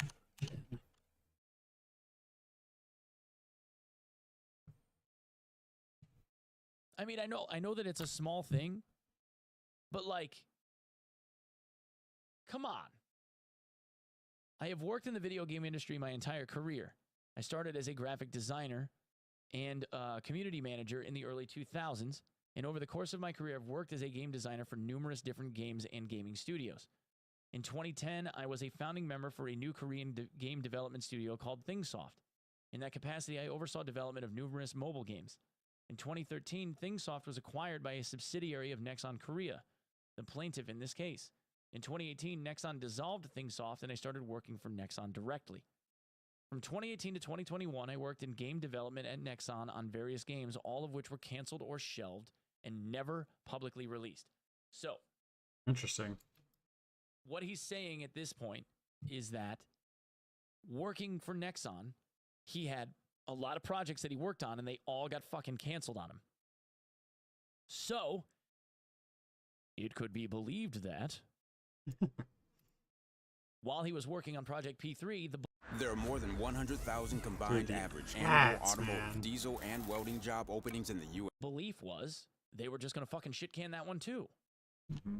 but I digress. There's the I digress for everybody, right? The entire time I worked at Nexon, our office was located in Gyeongnam, a city in Korea's, I'm not even going to try, near Seoul. I lived in Seoul near Gangam Station, about 10 kilometers from the Nexon office. When I began working at Nexon, I signed a written employment agreement, blah, blah, blah, okay? This agreement was drafted solely by Nexon and presented to me to sign as is. I do not have a copy of that agreement any longer, but I have reviewed the copy of Mr. Choi's employment agreement submitted in connection, and it looks to be the same as the one I signed. In particular, my agreement had the same clause stating that any dispute relating to the agreement shall be heard in a district court in Korea. During my time at Nexon, the lead game designer for a development project that we called P3, I worked on P3 along with several other employees. Nexon claims the P3 team had 20 people on it, but for most of the 11 months of the project's life, there were far fewer employees assigned to work on P3. Development was slowed down in large part due to Nexon's mismanagement and lack of faith of the project. So again, and here's the conflicting story. Nexon alleges the game was greenlit. If you read Nexon's complaint, they talk about how this game was going fucking full, like it was destined for success. We are bringing this thing to market. It's going to make us $1 bajillion, right? Not true, but okay. They also said that there were 20-something employees. 20 employees, and then half of the team, right? We talked about this a million times. Half of the team leaves to go with SDF and Terry. According to SDF and Terry, for the vast majority of the time, they had like 10 guys working there, which means that it wasn't half the team that left. It was like the whole fucking team. It was probably all of the OG guys were the ones that walked, which also means that if there were people that had been talking about how this case was bad and they couldn't believe they would do such a thing, and, you know, Nexon's in the right, you know, like former employees of the project that are on other projects now that were making like these ghost-written forum posts, like these anonymous forum drops talking about how they couldn't believe that they would do this and they definitely stole shit. There's no way they'd be able to make this game, blah, blah, blah. It's possible that the people that were writing that came in at like the 11th hour. They could have been there for like a month, maybe 2, and have no actual history of like all of the working time that these guys were putting into it. And all the guys that left were probably the OGs. They were probably the ones that were brought in at the start and got to see like the generations of the project, and then we're like, yeah, this is fucked. But anyway, it doesn't matter. None of that even matters, because what matters is whether or not they took files with them. Okay, I joined Iron Mace in October 21. Our goal at Iron Mace was developed an extraction game crawler, blah, blah, blah. From the outset, we hired a large and skilled team of designers. Because we were a small indie studio, we could work much more quickly than larger gaming studios that were slowed down by unnecessary bureaucracy and politics. I believe that wholeheartedly. I've been on both ends of that, man. Small teams get shit done because everybody sits at the table and you just go, how about this? Okay, cool, let's do that. And then everybody goes and they do their job. Instead of like, well, you know, the boss has got meetings up through Tuesday, so I'm going to have to get something on his calendar. It's going to take 4 days to get up there to talk to them about this thing. And then we got to see if like that's going to fly. He's probably got to go talk to fucking appropriations or some shit. You know what I mean? Like it takes fucking forever. Iron Mace is headquartered in Gyeongnam, Korea. We have a little over 30 full-time employees who all live in Korea. Our internal team communications are almost all in Korean because I was born in the United States. I'm comfortable speaking English, speaking and writing in English, but the rest of my team has much more limited familiarity with English. When our team writes internal emails to each other, we do it in Korean. The team strategy meetings where Iron Mace planned out how to develop Dark and Darker were conducted in Korean. When we took notes about our development, that was in Korean. This is in Korean. That's in Korean. Everything is in Korean. The source code and programming notes showing how the game was built will also confirm that we did not use any proprietary assets or code from Nexon in building Dark and Darker. I mean, like, these guys are adamant about this, by the way. Like, when Nexon said, you stole from us, you have our source code, we know that you're using our source code, you're using way too many files of similar nomenclature and like all of this other stuff, Iron Mace literally turned around and went like, okay, so we'll have a third party verify it. We'll send them our source code, you send them your source code, and we'll have somebody else review it. And Nexon was kind of like, well, we want to review it ourselves. Like in our, like, we'll have our people review it. And Iron Mace just went like, no, that's not happening. So the moment that they said that, Nexon put in their complaint the whole part about like, ironically, Iron Mace doesn't want us to review their source code. And it was like, well, yeah, not by you, douche. Like have somebody else that doesn't work for you review it. We'll give it to a third party, no problem. They've always claimed that. And there's a difference in argument. Yeah, it's definitely really biased, so it's hard. it's hard to listen to him and not be biased. I'm still just struggling with, like, why would Nexon risk their own reputation on a false claim? You know what I mean? It's like, I just, like, why would they risk their entire reputation on making up that this was stolen? Like, I mean, they're a big company with a lot of money. Like, their lawyers are going to be good. I just cannot imagine an executive going to one of their lawyers and be like, hey, do you think we can get away with this? And then the lawyers being like, oh, I don't know, let's try.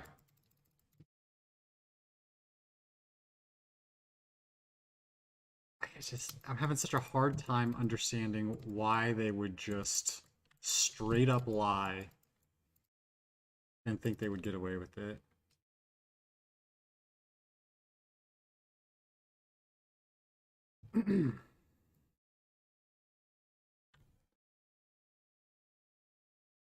They think that the reputation would save them / connections, because it's not entirely off the mark, but clearly the CEO or something is butthurt an idea they were abandoning as making a past employee money, or they're trying to financially chokehold the developers so they can't make a profit and go away. Yeah, but that's what I'm saying though, like, if they're just trying to financially drown them, right? And they don't truly have enough evidence to win the case, they're going to look so bad. Like, the damage that has already come from, like, the community's backlash before anyone's even found, like, guilty or innocent. Like, I'm sure they've lost money. And if they lose this court case, there is no way what they're going to lose would match what they would have gained from Dark and Darker. You know what I'm saying? It's just like, it just doesn't make sense to me that they would risk it all on a lie. Should be way tankier now. Total armor and high roll armor aspect. Very nice. Yeah, that should help a lot.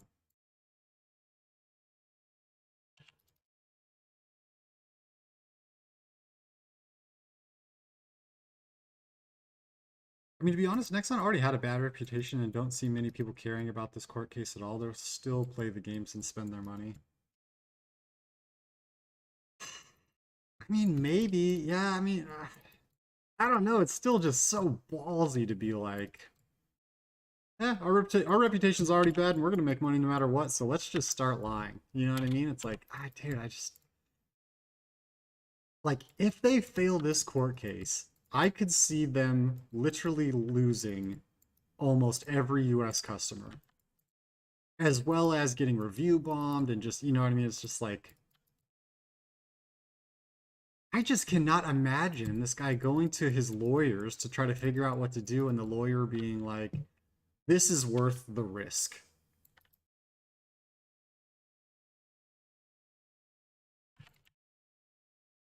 God, what am I dying from?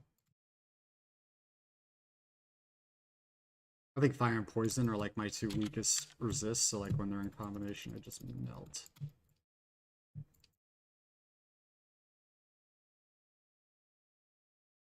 I mean, to be honest, Nexon already has a bad reputation. I don't see many people caring. Yeah. I mean, look at Nintendo. They F over everyone that makes a fun game and doesn't even want to make money.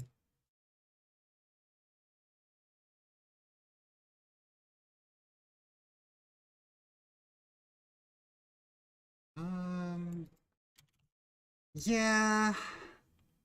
Yeah, Nintendo I could imagine a little bit more under this scenario because they just have such a chokehold on so many core enterprise games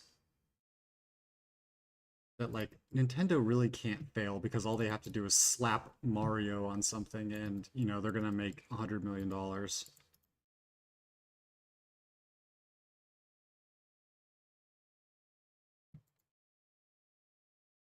Resist don't do shit. Yeah, you know, that's what people say, but anytime I come close to dying, it's generally because of poison. See, like, look at my health melt right now. Like, I never lose HP like this. But it's because of the poison on the ground, right? And if I look at my resists... Okay,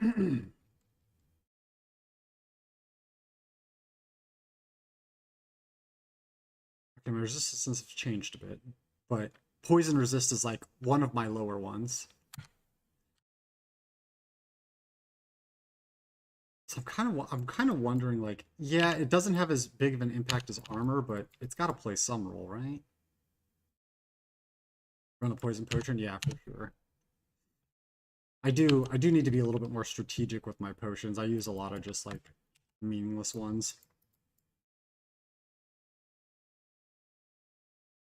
Oh, I don't have an elixir on yet. Ran out. Right. I actually used all my poison resist ones just to get rid of them. Argument between like they don't want a third party reviewing it versus yeah, we wanted to review it and they said no. Teehee, trade secrets, teehee. Right? Different animal. This guy's too biased, man. Okay, the source code and programming notes, blah, blah, blah. To any extent of the above records to maintain hard copy, those would be in their office in Korea. The computer systems were used to develop Dark and Darker in Korea. In Korea. All of the work that I did in Dark and Darker, I did in Korea, either from my home or from Iron Mace's office. Nexon has sued me, Mr. Choi, and Iron Mace in a Korean district court, claiming that our work unlawfully used Nexon's trade secrets. These are the same allegations that Nexon makes against us in the U.S. litigation. That's true. On March 22nd, 2023, Nexon sent a takedown notice under the U.S. Digital Millennium Copyright Act to Valve Corporation as a result of playtests of Dark and Darker. This also means that the court case in Korea was filed prior to the court case that they filed in the United States, because they would have filed the court cases that they did in Korea ahead of the DMCA schedule, because they didn't file the court case in the United States until after, like, 2 weeks after or whatever. Iron Mace responded to the dispute. A true and correct copy of this takedown notice is attached as Exhibit B. Blah, blah, blah. Valve removed Dark and Darker from Steam on March 24th. The game hasn't been on Steam since it was taken down. So when was the initial filing date for Pacer? Hold on. I think all my glyphs either drop from just doing dungeons or farming renown. Date filed 4/14. So they filed this in the United States and Korean courts on the same day. Oh. That's insane. That's a bummer. Insane to me. Hitting them on both sides.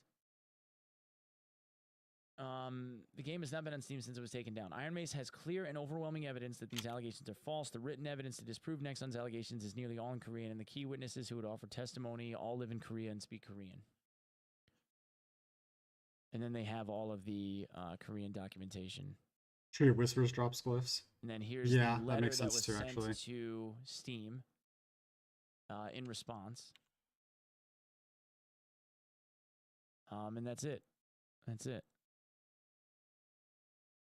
And all of this got served to their other attorneys. Yeah, so I don't think this is gonna stick in U.S. court, man. I think they got way too big of a pile.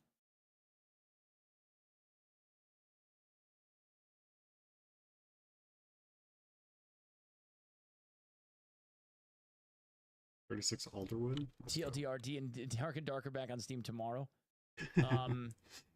Probably not that fast, but that would be nice. I don't know why glyphs don't just drop from Never Dungeons like gems the do. takeaways, Why the just zero takeaways treasure from goblins? this Yeah, are, actually, I don't. It doesn't matter in this case. Very rare to where run into the treasure goblins. marketplace is. But also, especially if there is a court that is treasure comparable goblins to that of the never. United States, at least in form and function. They never drop and, anything.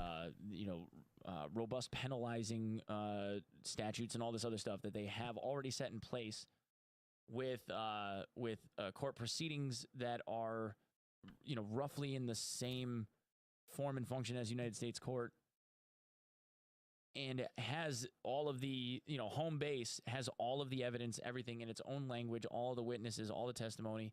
They have everything that could be possibly litigated is already located in Korea. If it's already all there, and all of the parties already agreed that it would be heard by one of the district courts in their home area, I don't see how the United States keeps this one on the book. And I also don't see like how Nexon's attorney ends up saying like, yeah, we're gonna rebut this, and we're gonna keep fighting it in the United States court as long as we can. Although I do see it. One, it's billable hours. There's no reason why they wouldn't want to keep billing the client. The second reason is because, aside from like courts of appeal, I don't know how DMCA gets handled if a court case gets dismissed. If they agreed to dismiss the court case, that means that they wouldn't be able to appeal it, right? So right now, they're probably assuming that the case will be tossed based on the merits of the dismissal request. They will probably assume that the case is going to get tossed, which will allow them to appeal it. If they agreed to having it tossed, they wouldn't be able to appeal the judgment, right? I guess that makes sense, right? That makes sense.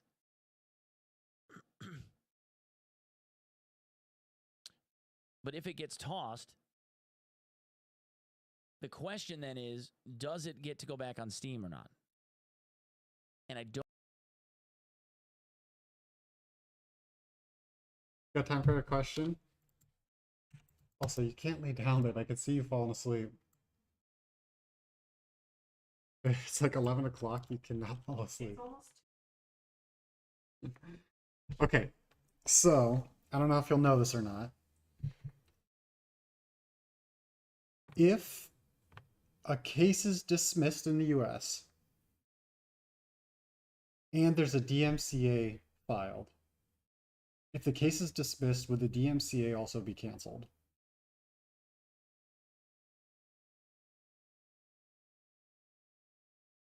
Yeah. Yeah.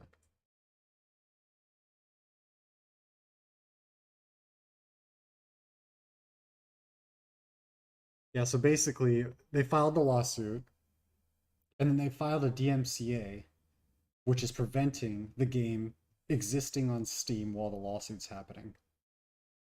So now the question everyone has is, Dark and Darker just filed to have the case dismissed in US court because it's already happening in Korean court.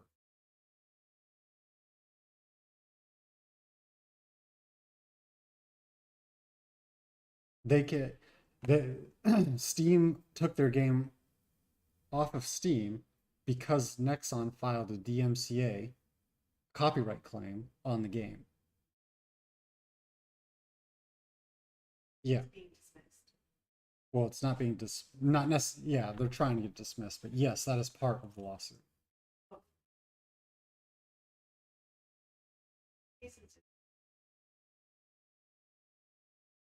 Even if the lawsuit's still going in Korea?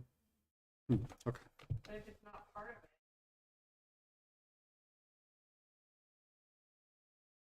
So it could actually be two separate cases? Depends what you're saying.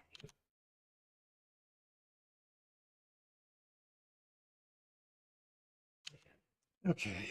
It's weird.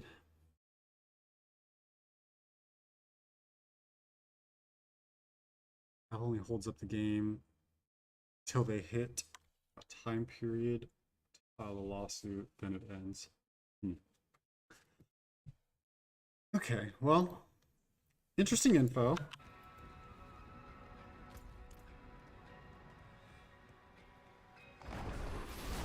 I mean, it's really hard to tell. I'll have to see how Nexon rebuttals, but they sound confident, man. They sound confident it's gonna work out.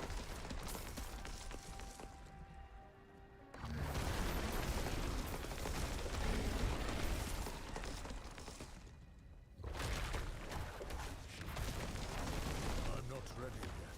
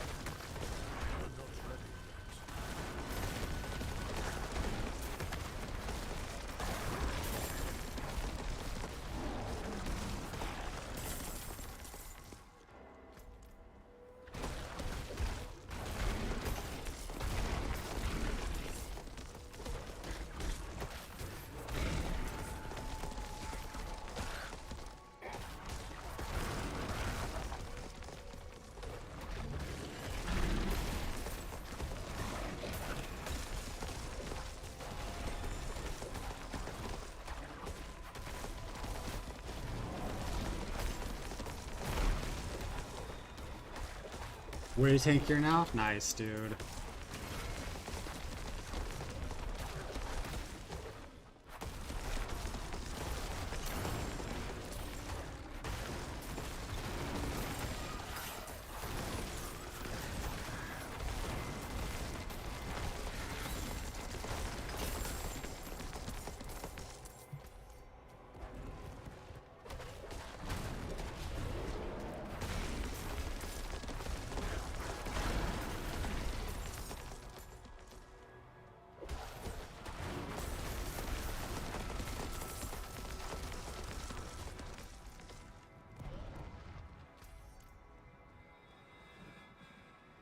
Listen, these Alderwood dungeons are so fast.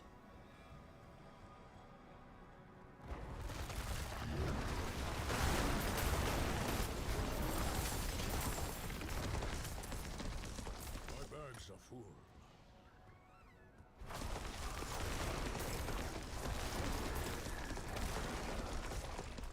We got separated. My friends were cut down.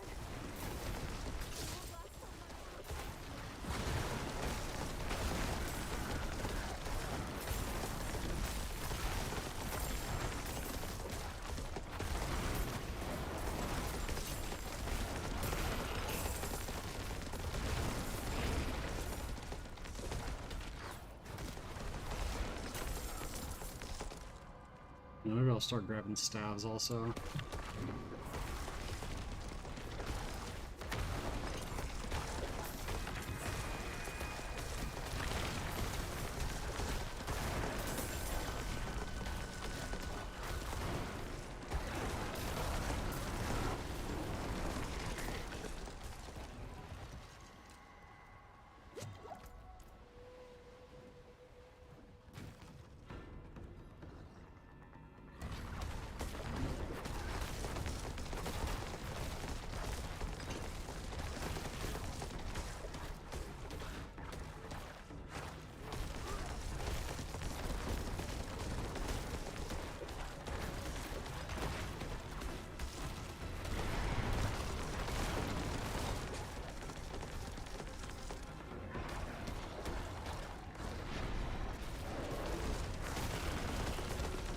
Armor's so busted. Yeah, armor's very good.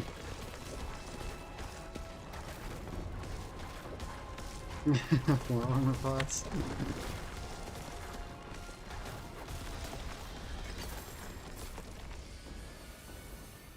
Careful you don't get banned from this game too, man.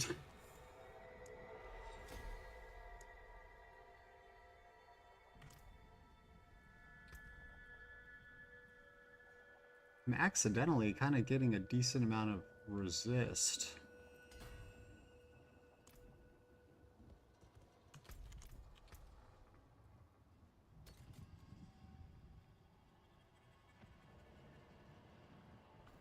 Staff could be decent. Shit, I think it needs to be higher, man. 790. Ooh.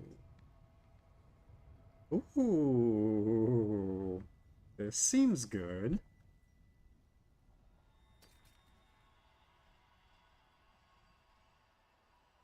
Which is slow, critical strike with earth skills, critical strike damage, basic skill damage, and overpower. Oh, it's two-handed. Nah, nah, nah, nah.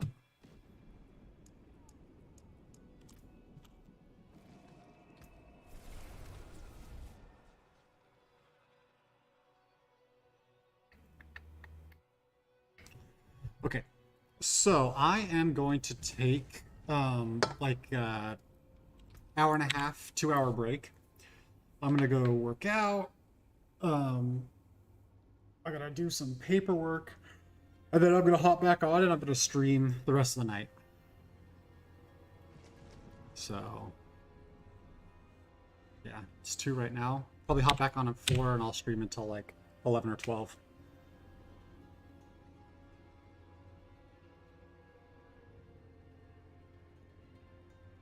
I'm gonna try to hit 90 tonight. I think it's doable. I think it's possible. But yeah, I'll be around a bit after. Gotta work 11 Eastern. Okay, yeah. So we'll have like 4 hours. Let me know how that new tanky build goes. Yeah, I will catch you all later. Thanks for hanging out. Appreciate you all. Gumos, Reapley, appreciate you guys chit-chatting. Colonel, if you're still here. And yeah, see you guys tonight. Good luck in your